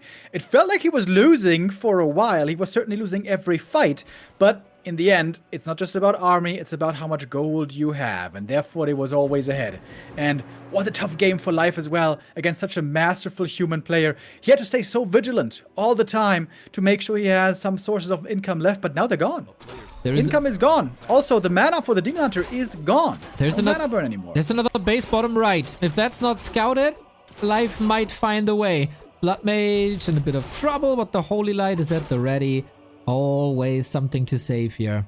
And more towers on the left-hand side. Life has to act. Life wants to distract. 40 also with scouting gyros across the entire map, sending more tanks. This is really played on a highest level. Both know what the other is doing. Try to react in time. And we get Aeroplane Blues with a 118 month resub. 118 month of Supreme Walker 3. Keep up the good work. Also, shout out to Uncle Willy's Pub. A shout out it most certainly deserves. Life out of money. No. Bottom right. Yeah. Ah. He can't start mining here soon, but he was scouted, so he's uprooting and trying to run away. Next tree of life in the top left has also been found. But it still seems like life would win every fight with ease. The Dryads are an issue. He doesn't have anything against it, really. And soon 40 should also lose his income, if there's no third base in the meantime. But tanks, he has to deal with so much. Are the towers finally going to finish? Bottom left. Are we finally going to establish a third base? 40 has been trying to do that for the last 10 minutes. But the Wisp is scouting, the staff is in, the Demon Hunter is here. Great play by Lifeman, preventing this expo again and again so many times. Also having the freedom, not being under pressure here. Army is coming. Maybe this is only... Like, it is 2 towers coming up. It is cannon towers coming up. And the main part of Life's army at the moment is Dryads. And they cannot push into cannon towers. That's true, that's a good point. Do we have frag shards? Probably no. not, I would think. Not yet. Okay, but we have a foothold established. 3 towers. Against, however, 5 bears, double level 5 heroes. With a panda close to 6, mind you. Right on. Also the passive, I really like that build. 3-1-1 for a bit of crit, bit of evasion. But yeah, 40 got to fortify. Bottom left-hand side is only 2 minutes of mining. A little bit more, maybe. Griffin intercepted. Tanks also very hurt. What's that Tree of Life doing? Upper right doesn't seem scouted for now. Otherwise, the tanks could have attacked it. That's a bit of a wrong read here, despite... Oh, there's a fight. Whoopsie. Almost didn't see that. Into the cannon towers we go now. Panda still has a lot of mana. Level 6 as well. Yeah, these workers falling. And now you got to fight Earthstorm and Fire. Yeah, it's base race time. There's no way we're going to win a fight anymore here as the human. It's about getting buildings. 40 is the best at doing that. How protected is the base of life? 2 tanks in, 2 knights, 2 griffins. Ancient of War falling. Bear still busy with the cannon tower. Rest of the army coming in, but it's only Dryads. Not too great against tanks.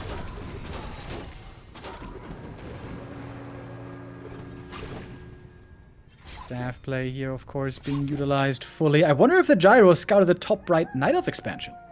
Not sure that it did, to be honest. I don't think so. Otherwise, the tanks could have just gone there already. They were on the way to the top right. Like the top right 1 o'clock, not the 2 o'clock. And he might have missed it. He's also on the way to scouting upper left, I think. Life has eyes everywhere, man. He kept the Orb of Darkness, actually, which comes as a surprise to me because it's so much money. And that's used for scouting now. Well done. Also the bear on the right-hand side.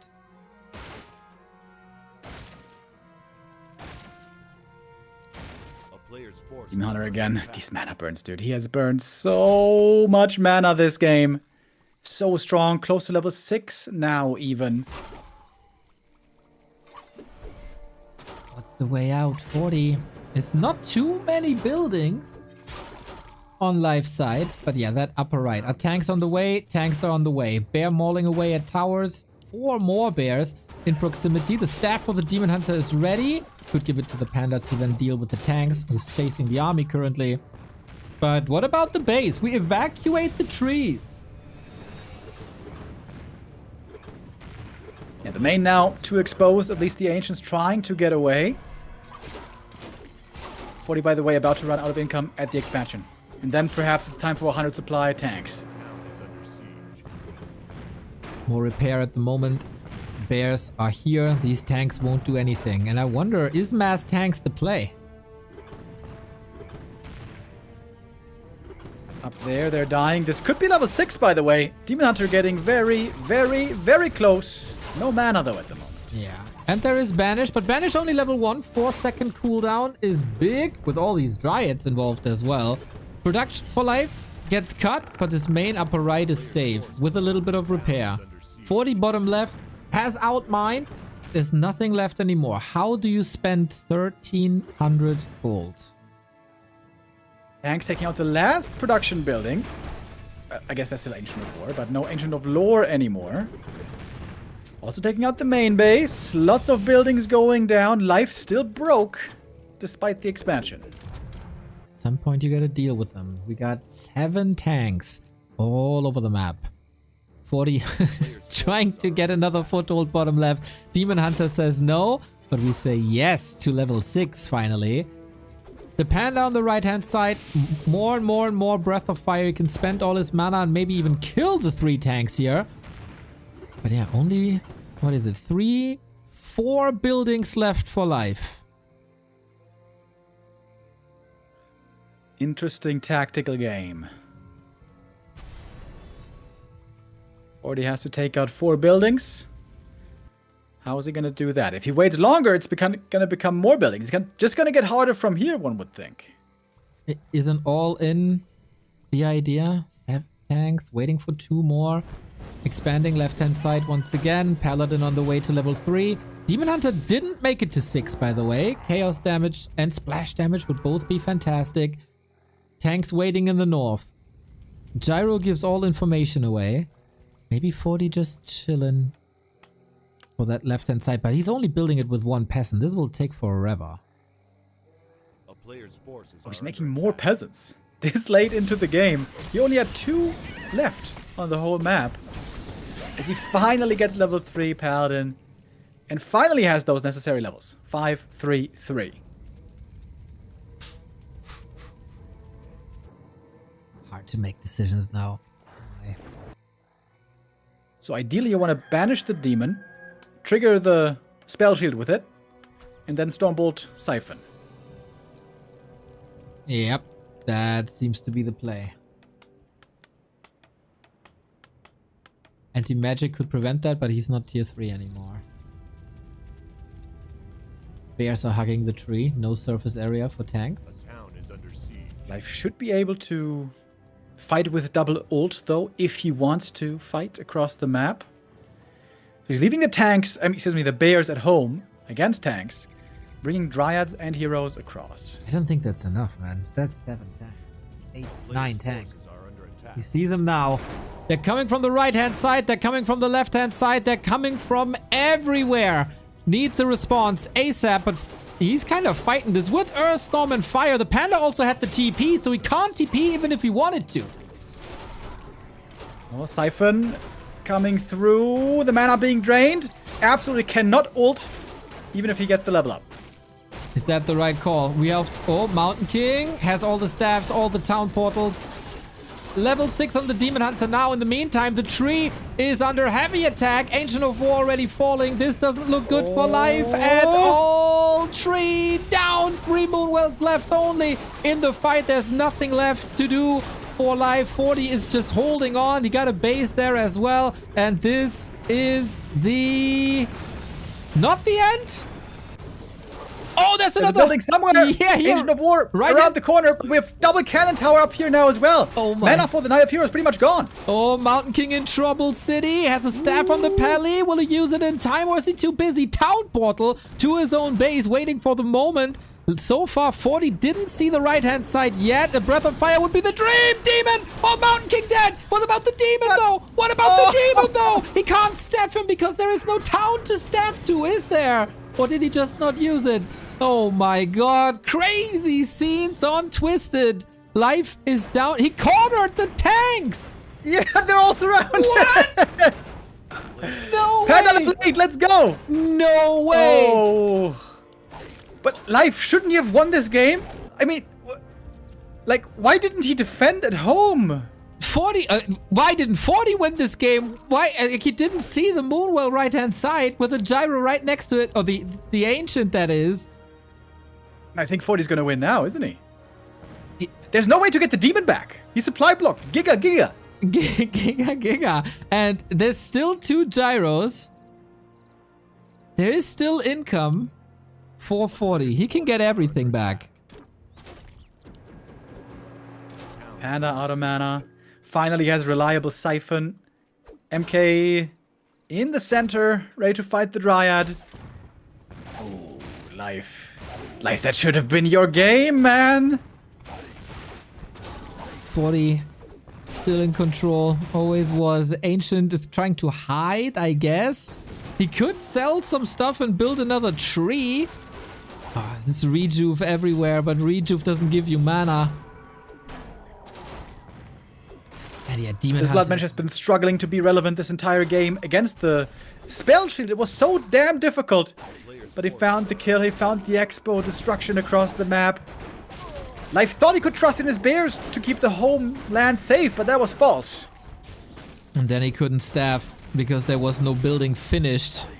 Oh man, what a rough day it is for Life. The Bears are getting annihilated. GG! Fortitude does it! What a match! 35 minutes, Night Elf Human Twisted Meadows Masterclass.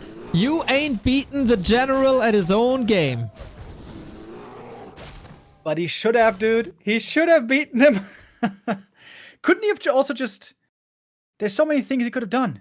Could have left the Panda at home with the staff and only staff in if really necessary.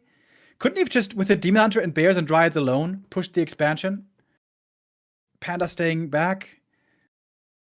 There must have been a way to do this better. I feel bad for Life, man. He was in such a good position. He played this game so damn well. So damn well across much of the game. But then losing it this way, this is what could tilt you as a player. He wanted it that way, dude. If you pick Twisted, I mean, it's out of the way now. Early on in the series, so later when mental fatigue is setting in, you don't have to go through such a ringer anymore.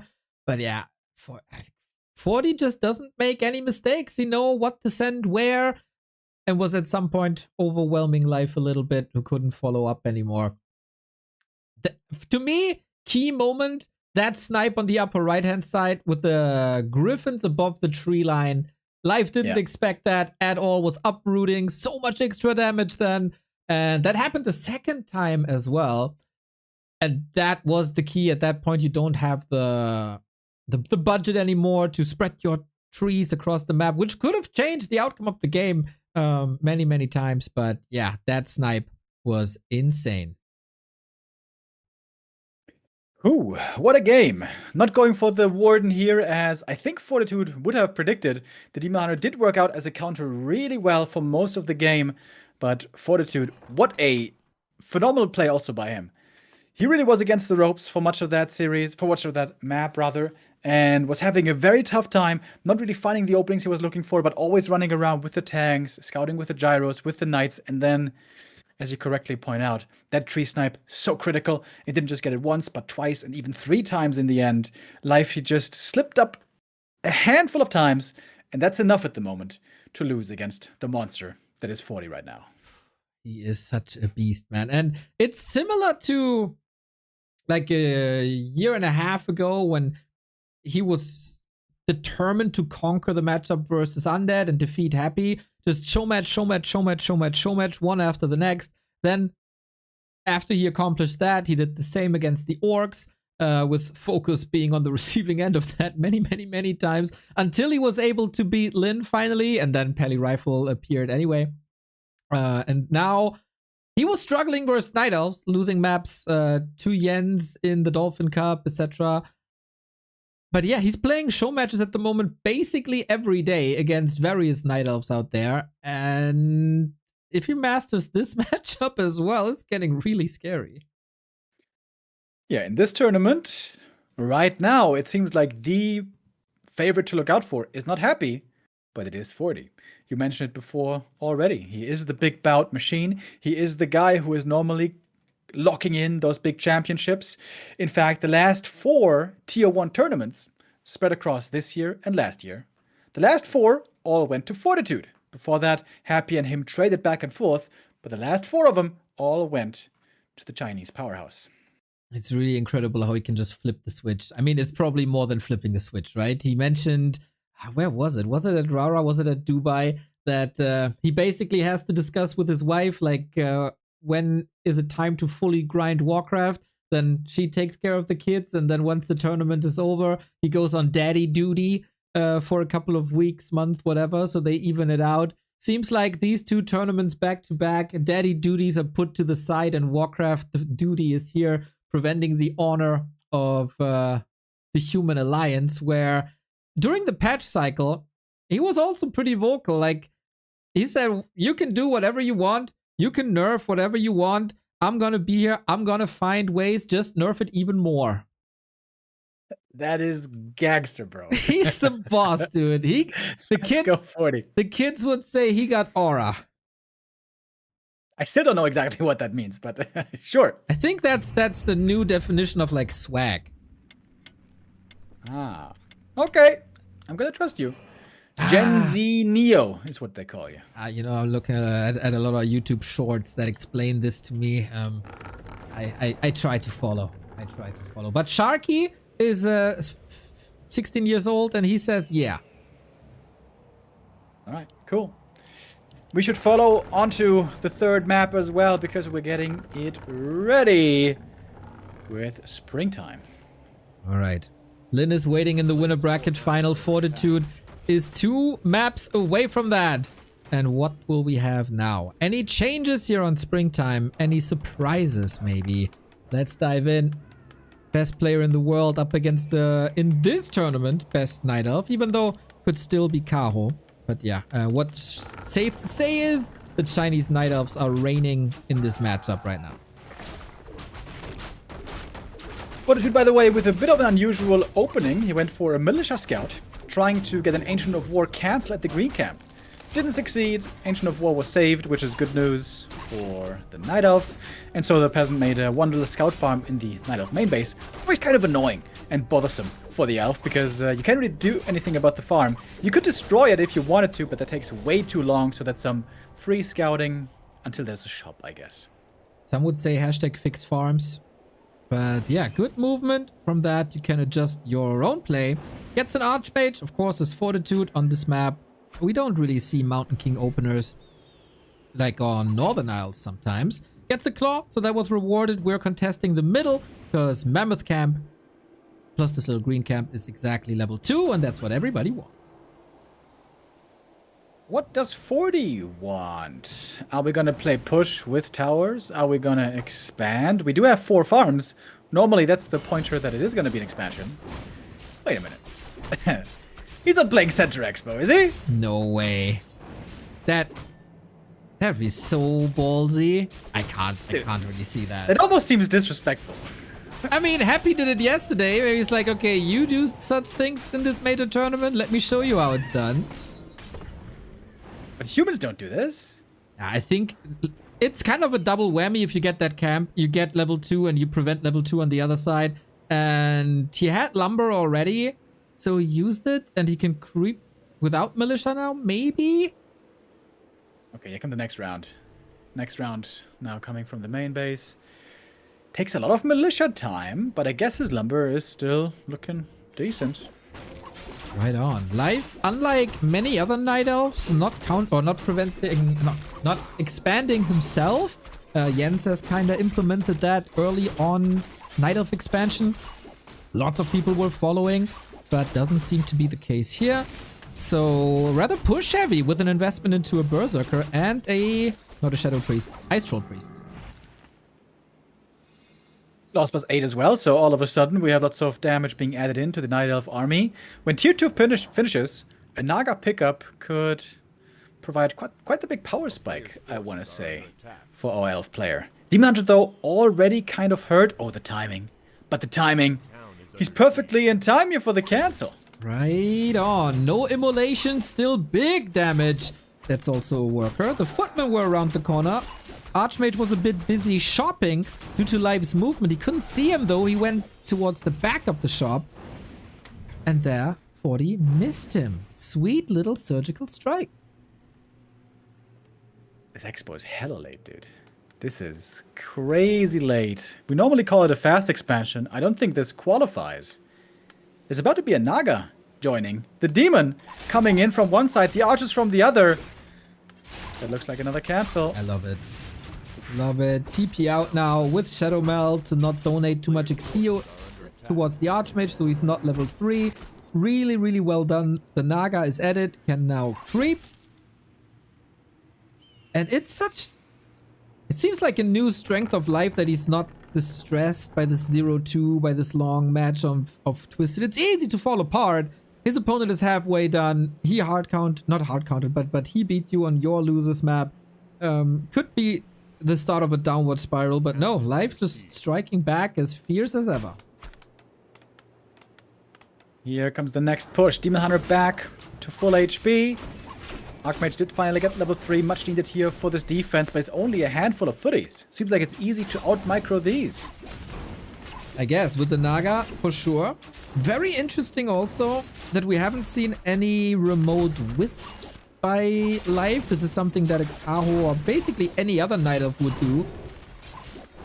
Certainly an adjustment towards Fortitude as the expansion creep was so late. Fortitude-esque. But now we retreat, took a little bit of damage. Moon Juice is looking damn fine, and tier 3 is on the way. And the Bear Bust, I feel like, is going to be really hard to hold this game. The nice thing for 40 is he knows exactly when the tech started. Thanks to that Scout Farm, which is still in the main base, has not yet been dealt with. Demon Hunter continuing to creep in the middle. About to get that level 3 and pick up a nice item. Alright, what do you got? Rune Bracers against the Mountain King. Great against anything else. Pretty bad, I would say. Naga to this away. Archmage has boots, can follow a bit, but Demon Hunter says, leave my lady alone. And now it's only Footman here. Can't really do too much anymore. I think Dusk should settle. And Mr. Remodemo, just with that we saw this creep camp there, it always bothered me. There's fairy fire from the creeps, right? Yeah. So all the creeps should see what's going on there because you get vision, right? Nobody's helping. Why aren't the other creeps come and help? Very selfish. Yeah. Where's the solidarity? Exactly. Now that you mention it. True. I wonder how 40 is going to try to buckle up here. He knows tier 3 is coming. He knows bears are coming. This is a scary position to be in as the human. Yeah. You're begging for your tier 2 to finish, to finally get something better than only footies, but tier 2 is still far away. He's supply blocked though. Only now getting the Moonwell in. He can still invest into Orb and Master Training, but he didn't get a bear out for Reju. Oh, that's bad. Can he still do a lot of damage here? There is a town portal, there is a cloak, no reveal at the moment. Naga Archer still get a lot of stuff done. But is it enough for that bear bust is the question. 40, I think, would love to have Blizzard for the defense, but that this Archmage leaves the base and goes to the shop and gets a Tome of Retraining, I don't really see that. We got reveal now, and that's then a TP, and that's then an open second base. Or Open season on these peasants right after. That's gonna do it. GG, and life gets on the board. Good to see. Super aggressive play. This is similar to what DICE did at Raraland, and that was... I always said that was a inspiration for the rest of the scene, which is obviously not true, but that was the first time I saw this aggression working that well in a different way. But since then, that has been the path for Night Elf. If you want to be successful, strike early, strike hard. Yeah, a bit of a weird creep route, a bit of a weird expo timing. Calling the peasants to the green, then to the middle, then pulling them back again, calling new peasants to the expansion over. And with the expansion already being that late compared to usual timings, having it then delayed even more by being cancelled twice, I think that's just pretty much GG right there. Fortitude perhaps with this game getting incentivized less to play expos, at least on the smaller maps. Well, Tide Hunters is next, the easiest to expand. With any other Night Elf, we could raise the question, is this going to be a keeper? Are we seeing some hunts? But it's Life. Life plays a Demon Hunter, Life plays a Naga. Maybe not on Twisted, but everywhere else. Everybody knows, so it should be more of the same. In general, from Life's side, this will be more of the same. Concealed Hill wasn't long enough to go into any Mountain Giant shenanigans, so that variation is also out of the way. But what's 40 going to do? Just expand or a faster, harder push? Ball is in his corner now. Life shows signs of life. No, that's too easy. Life shows fighting spirit after a kind of devastating defeat on Twisted. He's back on the board. Still a best of 5. Still a long ways to go. I can't join the game right now. Now you can. The delay button is a lie sometimes. Sometimes it has 3 to 4 seconds more delay than it actually has. That's mean. All right. Deceiving, even. Now it works though. We're all good. Heading into map number 4. Good showing there by Life, but the fight isn't over yet. If he wins this map now, ties up the series, we're going to be in a grand position for him to pull off the upset. But 40 still with the chance to get quite far ahead if he wins this map here. Tides will be hunted. I'm at 35, 36, 37, 38, 39, 40. With Life on the upper left-hand side, winning the last map, Fortitude, the winner of the first 2 maps at the bottom right. Life makes adjustments. It seems like whoever hits first hits best. That has been the theme so far. Will we have a Mountain King here? Maybe. Or is it an Archmage once more? We'll answer that after thanking 8 Keller, 7 months. Hope this will be for Life, for the Horde. Thanks for the excellent content. Happy to see you again, Remo. Thank you very much, 8 Keller, for the support. You guys have been wonderful today. And so have the games. High-level play here being displayed across the board. Arguably, the 4 strongest players in the world right now that we have facing off against each other. Big surprise earlier, I guess, was Happy losing to LYN. Happy now in the lower bracket. Can Life pull off the upset here as well and beat his opponent? Still a lot of Warcraft to be played to find out. Yeah, if that happens, we could have a Happy versus 40 lower bracket match. I don't know if that... Oh, that must have happened in Dolphin Cup 1, I guess. But yeah, that was then lower bracket final.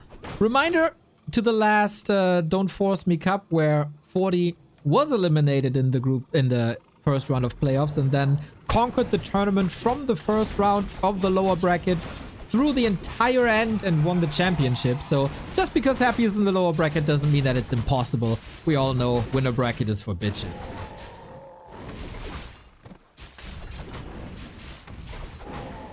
Damn straight. As you pointed out earlier, normally on this map it's not that hard to expand on, but 40 so far, not including that 4th farm. Perhaps it will be a 1-base play. No, never mind. 4th farm coming now. Yeah, there is... Oh, nice last hit. And Slippers and Ring. Excellent Demon Hunter items.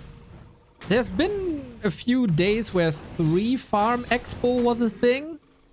Since then, I mention it every game and it never happens again. So 4th farm still the big indicator. And this is what Life has to scout, has to figure out, and has to count. Yeah, he'd preferred, instead of hunting early, going creeping a bit, leveling up, getting items. And that seemed to be well worth it. Look at those items, baby! Double Slippers and Ring, fantastic. He might pick up a Circlet as well. That's going to make him very strong already on level 2. This looks like Lynn's Blade Master yesterday versus Moon, who had like 2 claws, 2 slippers, and a Circlet. It was absurd. Poor Moon, dude. It was so rough yesterday for him. But Archmage also not to be underestimated in the damage department, trying to contest camps. We want boots, and we got boots. Yeah, the Demon Hunter can certainly look to get some kills here against these footies with +8 damage. He is a considerable threat. AM not as fast as a Demon, but fast enough to run away if necessary. Demon, though, he knows where the juiciest kills are. That's at the expansion, looking for the Peasant pickoffs with the Burning Immolation. So far, good saves by 40, but now some stuff will start to die. It's getting hot in here, but there's this little sanctuary position on the right-hand side where the Demon Hunter shouldn't be able to enter that easily. Water Elemental trying to extinguish the flames. Doesn't really work, but good counter pressure at the moment. Fortitude not stressed by that. Way faster expo, more stable. And these Demon Hunter right-clicks doesn't seem to be too irritating, but the problem is going to be tier 2 and tier 3 as so often, especially when the Reju is coming in to support this Demon Hunter. And also a little bit of extra damage thanks to archers. Demon almost got trapped in the main base there. Gotta be cautious, gotta keep in mind there's no TP anymore. I like how Life also was trying to involve the archers, cancel the tower maybe at the expo, but 40 was aware there was a danger, so he sent it over the footies and protected the tower. We got a shop over here. Oh, what's that about? Aggressive shop? What? I was about to say talons, but no, we do have a Hunter's Hall. I've not seen this before, I think. Wait. He bought double boots on the Archmage. Whoops. A little bit of a hiccup. I mean, yeah, for a second hero, I guess. Nice, or he just trades it. But what is That's this? a lot of gold, dude. That's 500 gold for one pair of boots. Yeah, I mean, you want the one pair of boots that's 250, and then you can sell it, and it's like 125. What's 125 when you're on an expo? Right? Well, gotta sell it first. True. Oh, the staff! Naga. Early staff! That's what the shop is for. Yeah. Archmage. Oh, what a sick play! He's so safe now with the staff, and the archer blocks the entrance. Oh, life, you little god! Oh my god, that's so sick!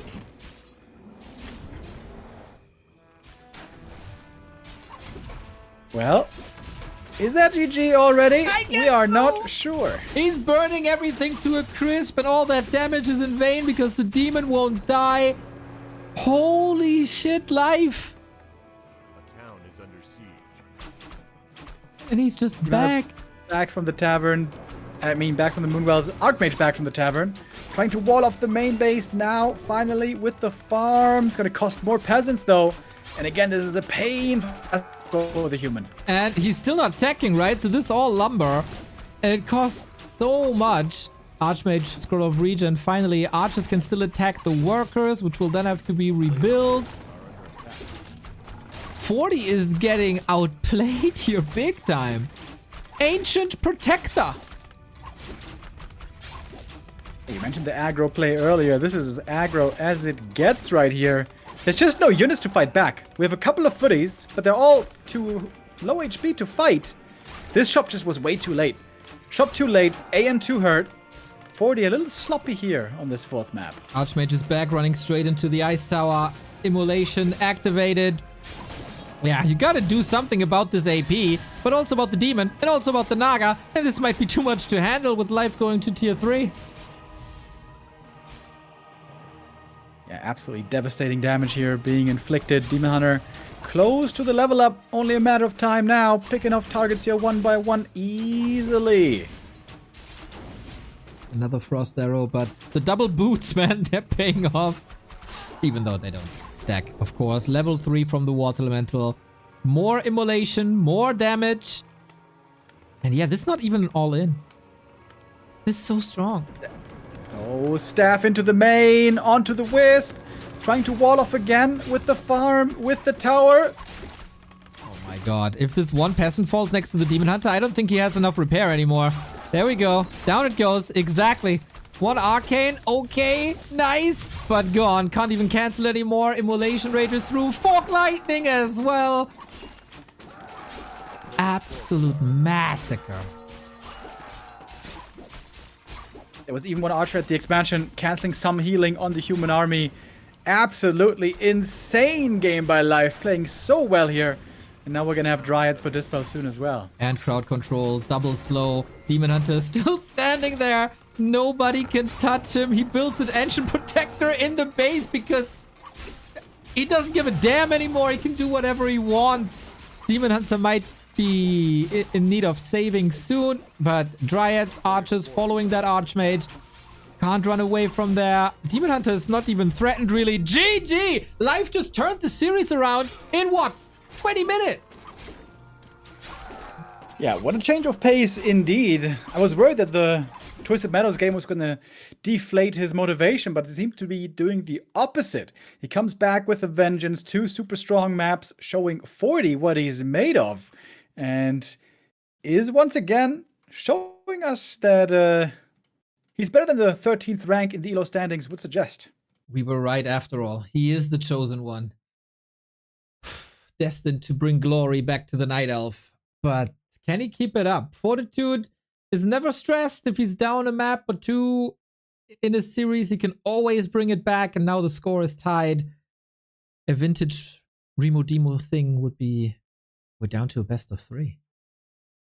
We certainly are. 3 maps left maximum for our second series of the day. LYN, of course, he is waiting in the next round already. Seeing Fortitude not in the upper bracket final would be a big surprise to me. Happy being down there, perhaps the first surprise already. We're seeing some upsets potentially today. Especially live, man. I don't think many people had a deep live run in their bracket, especially being in 40's way. He'd probably deserve it, man. Nobody grinded more than live in the past couple of months. In tournaments, he wasn't always able to show it. He made a couple of deep runs, but there was always a stop sign ahead of him.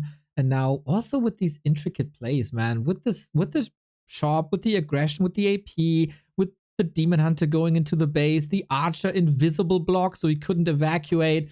Just stellar Warcraft by live. He finally found his groove. Now it's up to 40 to strike back. Yeah, absolutely. I'm glad to see a close contest here between these two players. Fortitude, they're definitely a bit sloppy. You know, first of all, shop being too late, AM losing too much HP. But just in general, I think if you're in the early game, you see this Demon Hunter running around. He's got double slippers and Ring of Protection. You have to respect that guy. You can't just think to yourself, oh, I'm 40, I'm the king, and whatever, I'm just going to shrug this off. That's a very formidable foe that was too much there for him to handle. 3 maps in a row for live would be unheard of. We have the past couple of results between them. It is all 40. It's all his wins. But is it the same today here? Northern Isles will show us the way. And here on Northern Isles, I raise the question, is it a Mountain King? No, it's not, but it's a live warden. First warden of the series. She has become a bit more popular on Northern Isles as well lately. Of course, we all knew that just Terranostan was her home turf. Twisted Meadows also, she was played a lot. But he forgoes Warden on Twisted, but plays her here. It's a bit of a Chinese Night Elf versus Human style. Kaho and Colorful also big fans of Warden. It's very harass heavy, usually. Not this classic level 3 creep, and then we'll see where it goes. Sometimes even mass Shadow Strike onto Archmage, and then at some point, of course, we pivot into Fan of Knives. We'll see if 40 is ready for that. It should fit his playstyle to play against the Warden. He also decides to not go for a Mountain King like an Infi would do, like a Starbuck has shown. Interesting decisions on both sides. Archmage gonna go for the Tuskar camp first, gonna net him a nice quick level 2 right away. First Wisp went down. 2 Wisp. Oh, did you see that? At the lab? No. The second Wisp went down. Another Wisp died before that against the Archmage. That's 2 Wisps down right away. Well, that's still not as bad as Colorful losing Shredder and Expansion to the creeps recently. But it's... Dude, you can't. Like, He's a pretty good player, though. he's the last Night Elf World Champion, do you know? I do know. Yeah, so, yeah, that happened. But, yeah, it's of course not great. We killed some workers, as we did before. So, yeah, aggression is on. Are we gonna tech this time, 40? It's looking like it. No additional farm coming, saving up the resources. And now it is. On the way to tier 2 we are. Night Elf a little bit ahead here. Warden, by the way, also used a Shadow Strike on a Water Elemental. You don't see that every day. Trying to get whatever kills she can. XP. It's all about that XP. But so far, this is all down to Fortitude. Well of Mana Stealing, obviously fantastic. Warden already blank in that regard. And I would say 40 so far has a good early game, but with Warden games, we all know for 10 years, it's not about the early game. There's also a Wisp close to the human base.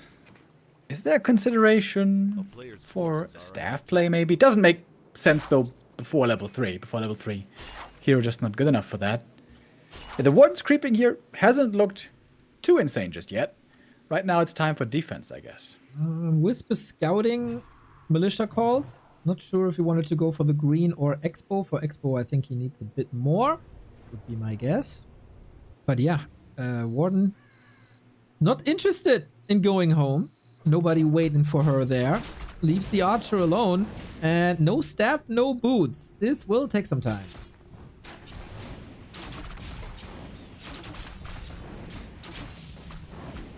Oh, if the footy goes down, that would be level 2.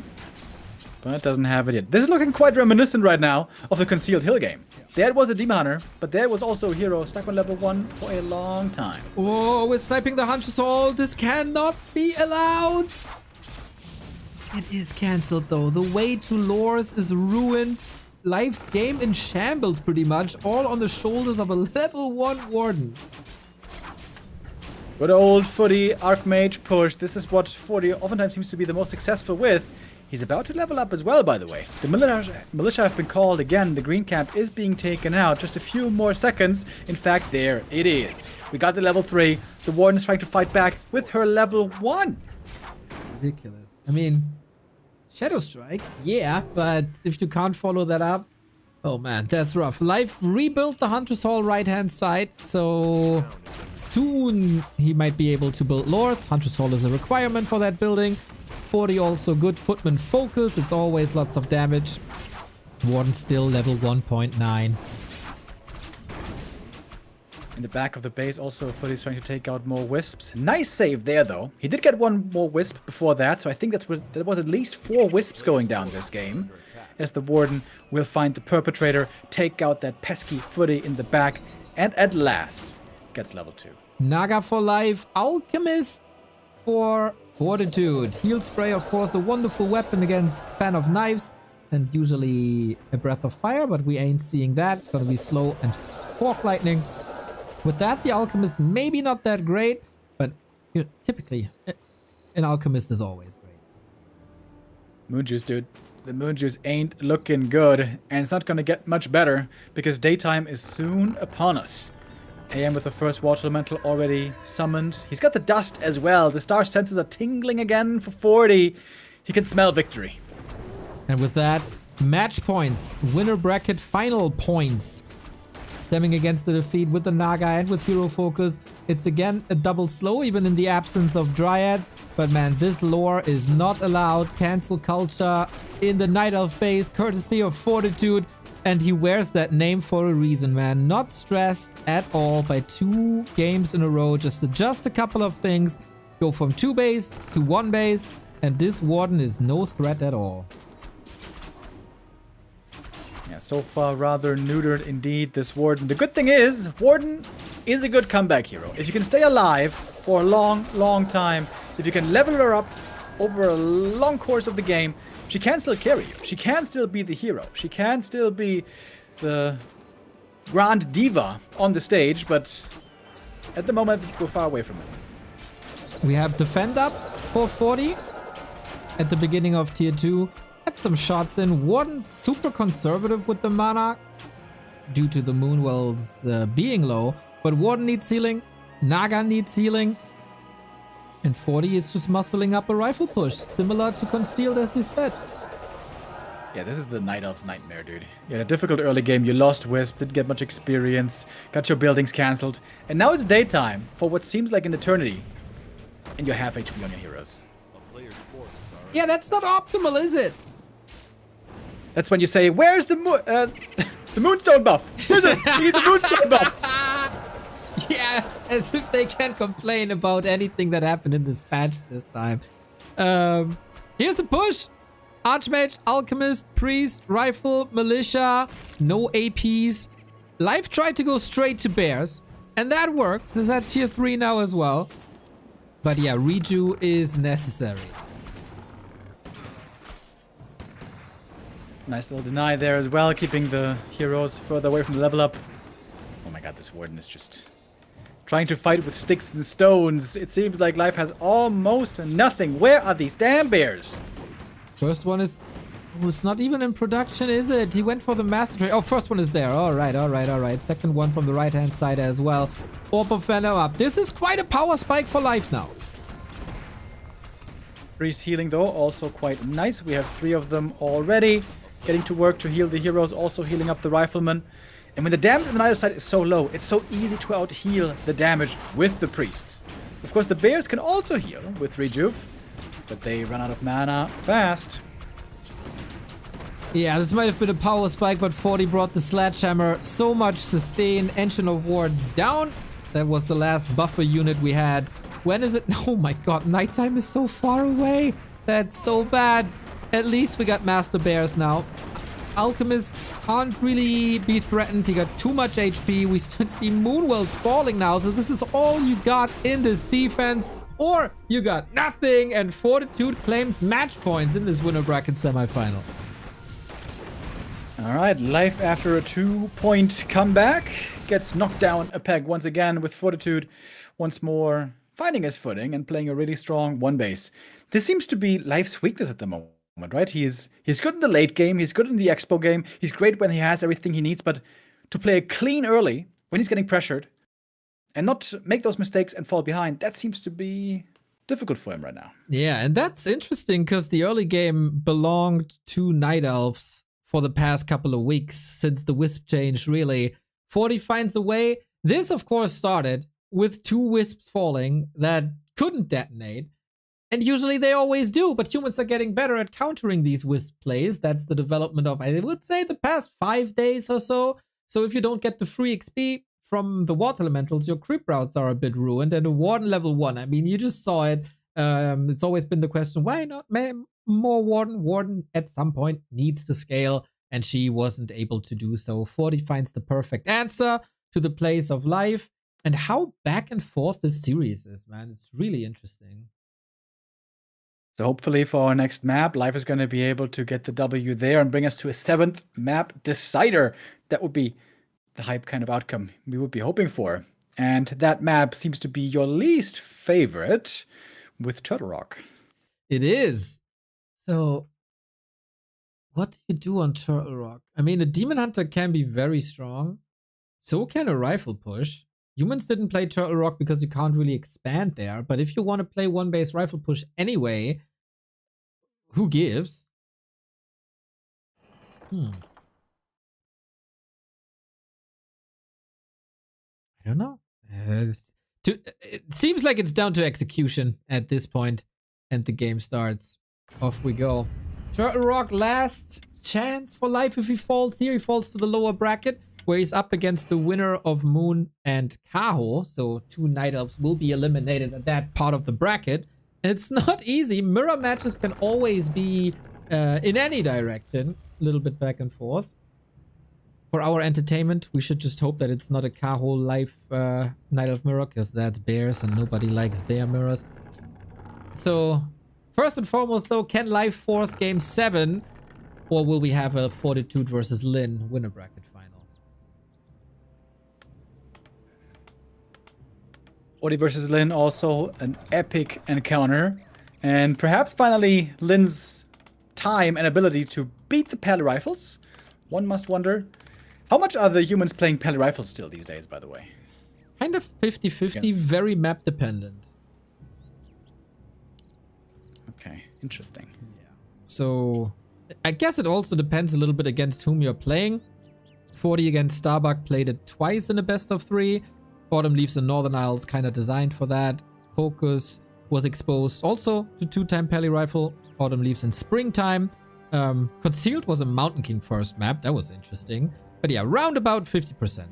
And maybe a bit region dependent as well. I'd say in Europe, Pally Rifle got shunned so hard that nobody dares to play them anymore except Starbuck maybe.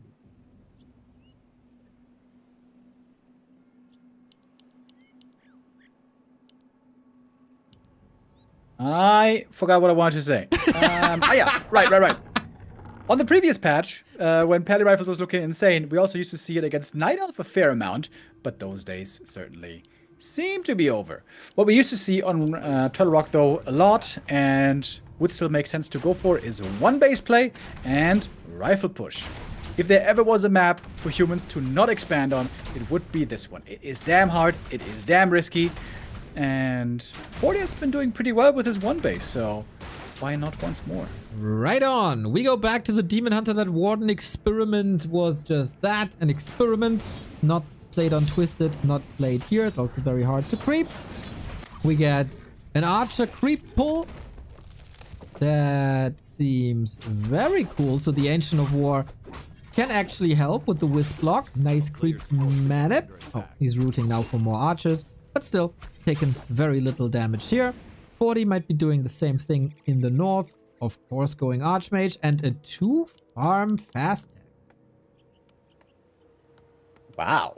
Wait, 2-farm? Mm-hmm. We know that against Orc. Since when do we see that against Night Elf? That's gonna be very quick rifles. Yeah, we see it, Remo, but the win rate is improvable, I would say. I'm not a fan. It feels like the punch hits fast, but rather weak. And you kind of push without Dispel, without any breakers. And then there's usually a Demon Hunter, if the tech goes well and if the Hunter's Hall isn't cancelled, etc. Then you have a Demon Hunter with Reju who just slices through your entire army. I'd be very surprised if that's not the case, but maybe Fortitude. If someone has a solution to this, it's Fortitude, and maybe he can ruin the timings of life. Players' forces are under attack. All right, color me intrigued. Wonder how this one is gonna shape up exactly. With this one base rifle push, we also used to see a ton of Blood Mage play. But nowadays, with the Blood Mage nerfs, this is considered to be weaker than, surely.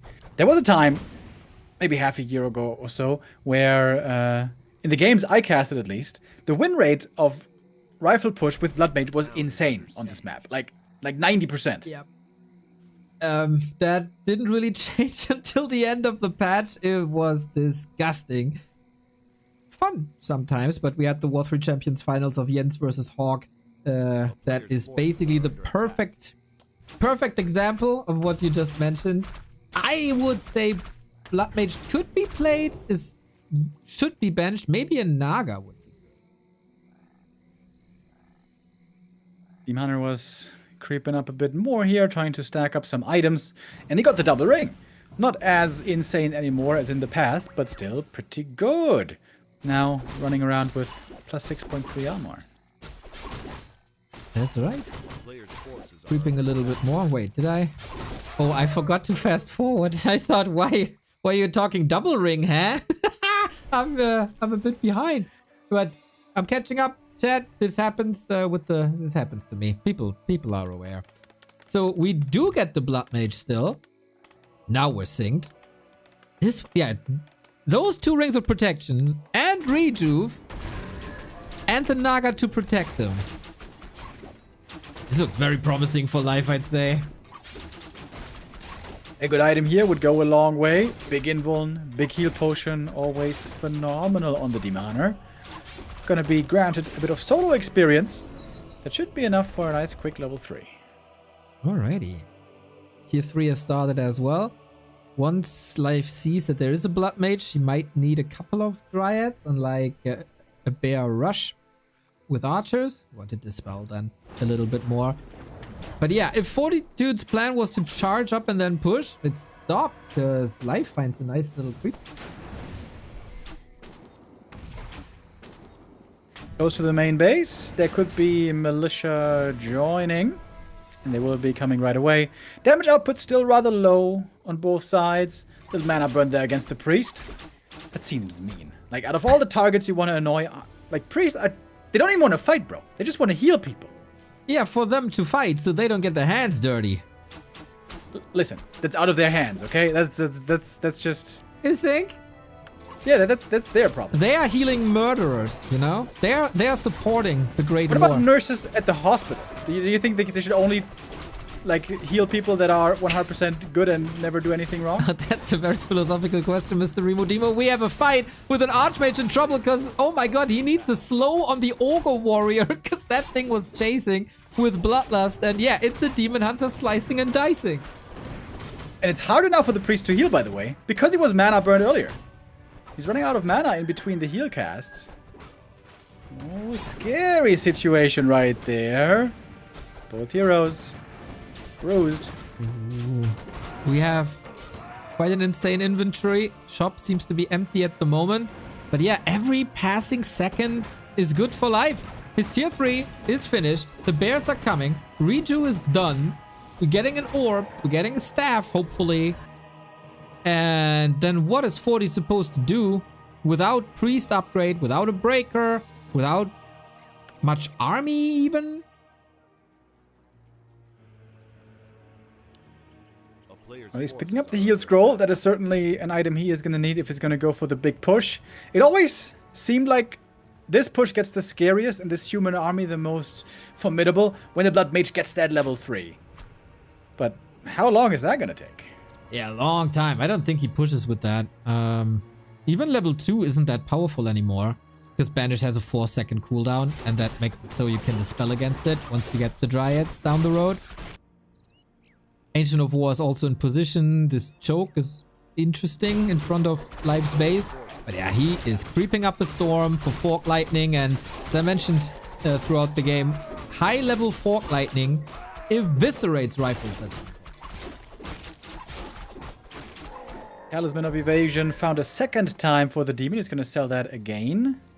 A bit unlucky, you could say, not able to keep those items, but it is more gold. Could have kept it until level 4. At the moment, Talisman is better than the passive. But hey, whatever. I think he got enough sustain with his armor and the reju. And now, yeah, if you wanted that consumable 40, you're too late. Auto Mana Steal, another bad item. Siphon Mana coming through here, but again, only level 1.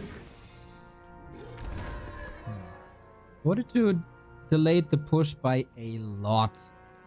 Got the priest upgrade ready. Gets another farm for like 60 food, but all still 1 base. Naga level 3 is hard to overcome. We get the first Dryad, so you can dispel against the slow, you can dispel against water elementals, also against banish. We have a TP. Life got maybe a bit greedy, aiming for that red spot. He ain't having time for that. Oh, is he really gonna go for it? Ooh. He wants to get it, dude. Thinking to himself, come on, man, I needed 1 good item at least. God dang. Oh, tell us, Helm of Valor might be amazing. Katka's Pipe, of course, also. He catches a shockwave. What is it? Okay.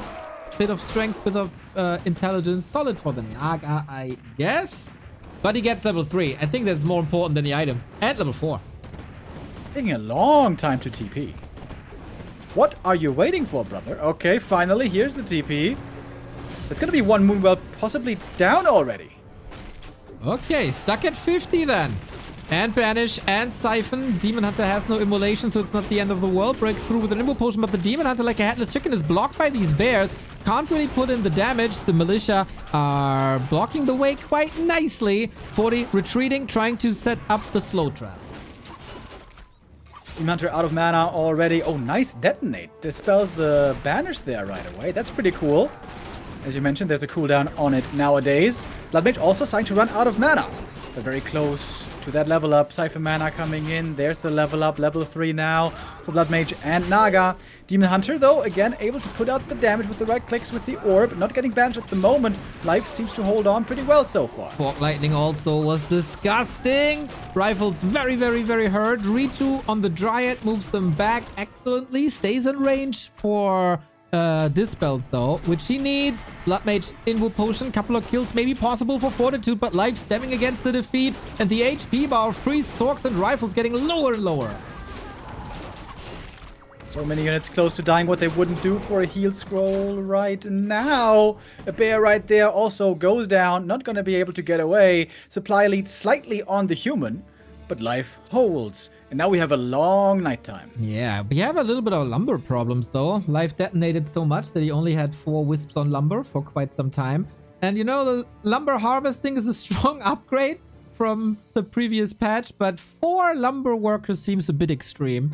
Plus some of the wisps roaming as well. But it does allow Life apparently to go for the next red spot. Hero's getting stronger and stronger here. Naga pretty close to level 4 as well. I guess the skill point won't do much for her, carrying the orb and such. But is there time? Because 40 is coming back for round 2. And this time no TP.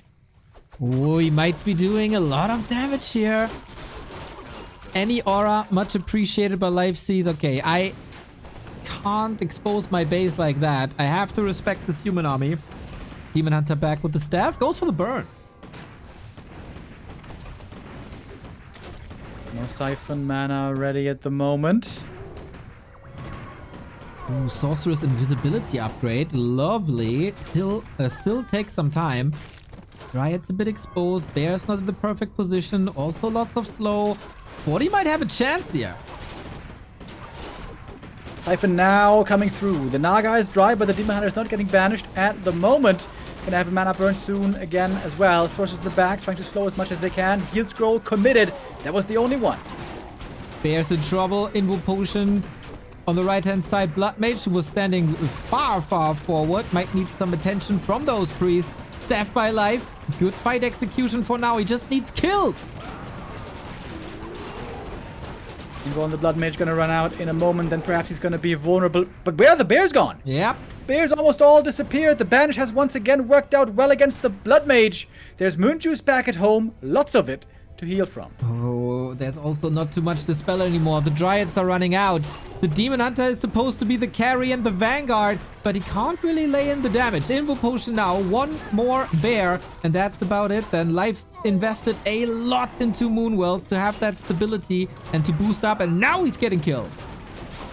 As Invisible Blood Mage, I think he tried to prevent getting mana burn so he can siphon. Indeed, mana burn is the name of the game. Everyone is dry, basically. No spells left to use, but still, the priests are healing and the Sorks are slowing. And that is so strong against this Night Elf army. How long can he keep this up? Demon Hunter in the middle of the pack. Naga also marching forward with a couple of kills thanks to the Orb of Venom. Sork moved to the left-hand side. Another save, and the priests are doing the Lord's work, literally. You mentioned a long nighttime, but that nighttime is soon to be over. Yeah, and 40 knows it as well. If he can keep his presence here and stick around and be dangerous, when it turns daytime, it's going to be damn hard to hold for life. Can he do? There's no blizzard here for the mass damage once the slow trap is set up. So maybe we can flank. Wisp, but again on the right-hand side. This spell is getting so expensive time after time, but mana is completely gone on the heroes. No Siphon, no mana burn, no Fog Lightning, and no Water Elementals. Everyone's dry. But not the priests, not the Sorks. The level 4 Archmage, I think, was a huge level up here to help with the mana on the units. We got the Hunter's Hall killed, so no super wells. 52 versus 59. When will the Demon Hunter take over? He's close to level 5. Naga couldn't make big strides before. Invis again with the Siphon. Wanted to counter it with a staff, but it stayed there for a bit. Life loses some Moonwell, but it's alright. Oh, the one rifle on the left-hand side, bit exposed. Demon Hunter again far forward. No more Dispel against these Water Elementals. You gotta save it for the banish. Demon Hunter has to stay in normal form, and this is the time where Fortitude can't stay or doesn't want to stay in this anymore. The bear saved last second, and Life holds. Yeah, now Life has a big army, but the one thing he doesn't have anymore is Moon Juice. And there could be a re-aggression coming soon from Fortitude once he heals up. Priests are now slowly healing everything up again. Creep one camp or two, go to the shop and attack again. But it's also more time for Life. He's gonna get the red camp. Big item here. What's it gonna be? Battle drums. It's alright. And lots of bears. Yeah, we're getting there now. I wonder if Fortitude will reskill to Blizzard. Does he have the resources? Does he have the time to go to the shop? I guess he has to. Blizzard has decided a lot of games recently. So it should be the late game transition. It's also lots of Sorks, lots of rifles, which is in combination the hard counter to bears. Archmage also close to 5. Blood Mage to the shop, 700 gold. Heal Scroll. No Tome of Retraining. That is surprising to me. 40 has a lot of gold still. 500. Banking it. For what is the question? He went to the shop. Maybe upgrades? I don't know. Another shop in the base of life. More potions, more moonstones. But yeah, he's muscling up another attack. 62 versus 59. Demon Hunter level 5. Wait, 40 has 700 gold that he's not spending Yep. for this push. Yep. Wait, what? Why? Saving it for 800 worse gold times. almost. He's supply blocked now. Maybe he missed that production Players' rotation. forces are under These attack. units will be dearly missed.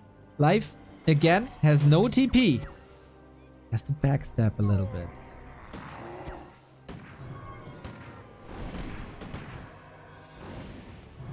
Siphon mana here, not really doing much. The level 3 mana burn is doing pretty damn well.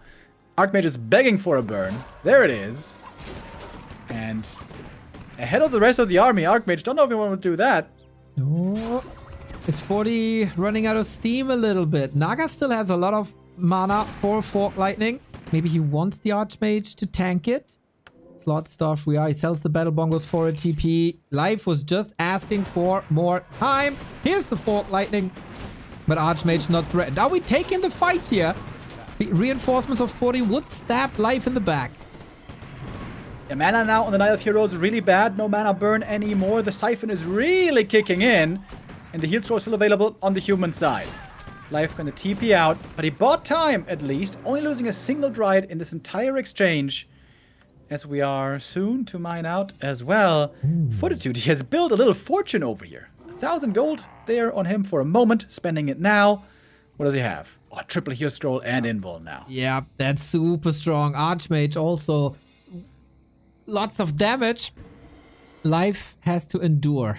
He can move his tree over in 1.5 minutes, which will then be less defendable though. 40 will probably call to arms. There's no second base for him at all. The push to the winner bracket final is on.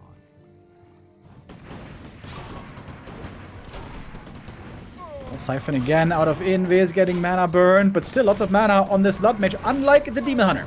Bears having a tough time connecting here to do the damage. Of course, they're getting slowed. In come the Wisp for the detonates as well. Lots about Dispel, lots about mana. But speaking of mana, there's a lot on this Blood Mage. And with that, lots of Vanish. Yeah, Demon Hunter is going for quite some hero focus here, but Archmage just repositions the micro in general, but 40 looking super strong. Wisps are coming in. The numbers, they spell disaster for Life. What's the play? Dryads in the way, but there is no Dispel anymore. Big problem. 2nd out of 3 heal scroll used. Life used his one as well. He seems like he's falling apart. Also completely broke. 40 taking over.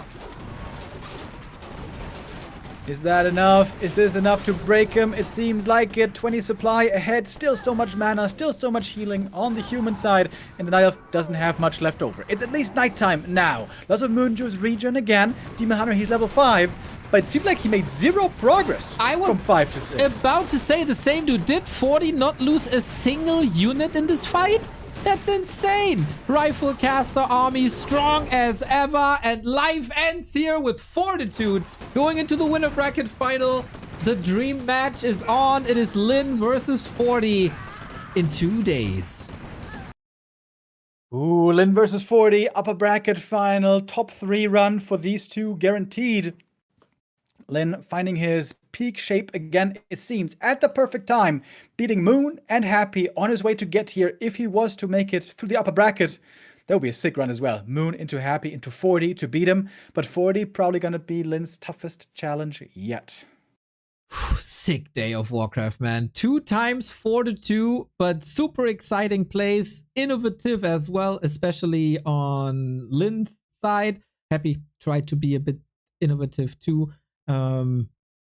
That was a fun day. That was a great day, and the strongest players prevail once again. Can Happy recover from the defeat today, or will he miss a grand final? This has happened before in the Dolphin Cup, which was one of the greatest grand finals in the past couple of months between 40 and LYN, and it's going to be the rematch there today. A new reinvigorated LYN with a tough task. He was certainly frustrated with the Pally and the Rifle. Tomorrow he's gonna face them alongside level 2 pushes, level 3 pushes, everything the human has to offer. And in the lower bracket we got a Night Elf branch with Moon, Kaho, and Life, and Focus 1-0, and Happy in the other branch, still alive. Yeah, looking forward to see what kind of specialty tricks Moon is going to have prepared. I hope I don't curse this matchup by saying this now, and then we're going to see only bears tomorrow. But that would truly surprise me. And Dude, I was so hyped for Focus going into this tournament. I was like, damn, he's playing so well. He's looking so good. He's in peak shape. I fall for it every time, dude.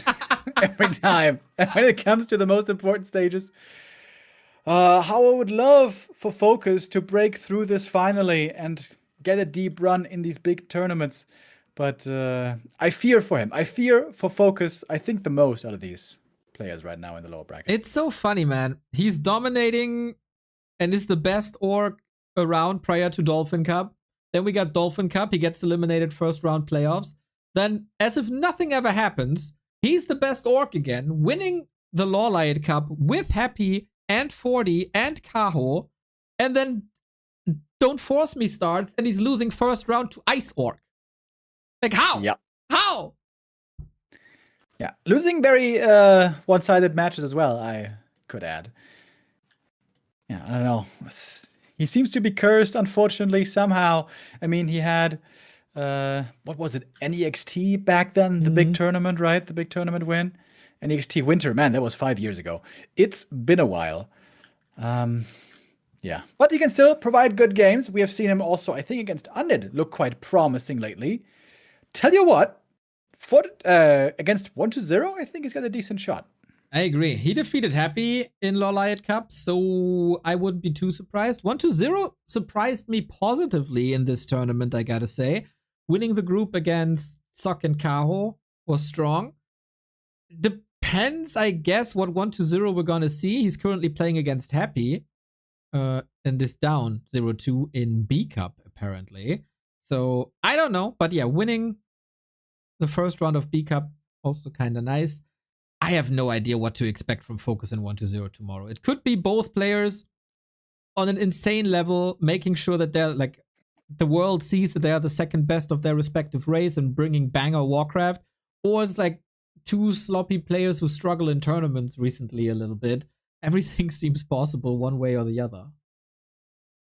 Yeah, I could certainly see that as well. I'm expecting a lot of Wyvern tomorrow. Yeah. Lots and lots of Wyvern. Yeah. With Blade or Farseer, probably more Blade, but certainly a very high level of play. That much is certain. Seems like Happy though in the next round will be the favorite regardless. And then the other side of the bracket, the Night Elf Civil War. Please no Chinese Night Elf Mirror. Please no Chinese Night Elf Mirror. I don't want to see bears. I think we got a good chance of that happening. Yeah, unfortunately, yeah. Kao is the big favorite versus Moon. I hope Moon is able to recover from the devastating defeat against LYN. That was rough. There was a car crash yesterday. In Night of Mirror, I would say Night of Mirror is currently one of Moon's best matchups. And please bring me Huntress and Talons. Please, it's so fun. It's so fun. Oh yeah, I would love to see that. It's so much fun. It's so much fun. But yeah, let's not get our hopes too high. I'm expecting some Potom play, some Keeper play, and then Life is Waiting in the next round. Surely a blessing that it's not clear who's going through. LYN Fortitude, I got no idea, especially after LYN's performance today. Moon Kaho, very much up for grabs. Focus 1-0, pretty much unpredictable. Focus even had a chance against Happy in other tournaments before. This is a scene where Shape of the Day and tactical innovation adjustments are deciding about tournament outcome, and it's not the same can somebody maybe take a map off of Happy narrative. Yeah, absolutely. It's going to be very exciting in the days to come. You want to tune in every day if you can, fellas. The next 4 days, starting tomorrow, we're going to play throughout the rest of the bracket and determine our winner for the big Don't Force Me Cup mid-season finals, mid-2025 finals. $15,000, man, for first place. That's a lot of cheddar. The next Tier 1 tournament, who's going to be our champion in the end? Is it going to be Happy or 40, like we've seen so many times before? Or might it even be somebody else? That is the question. We say goodbye for today. I'm at a concert tonight. If you're at Hafenklang watching the Hoteliers, say hello. Let's have a beer together. Gotta run now, actually. Back tomorrow, 1 p.m. for the games of the Don't Force Me Cup. We go into the lower bracket. As we said, Cow versus Moon and 1-0 versus Focus with the two of us. See you guys. Take care. Bye bye, Remo. Thank you for the Bye-bye. support. Bye bye.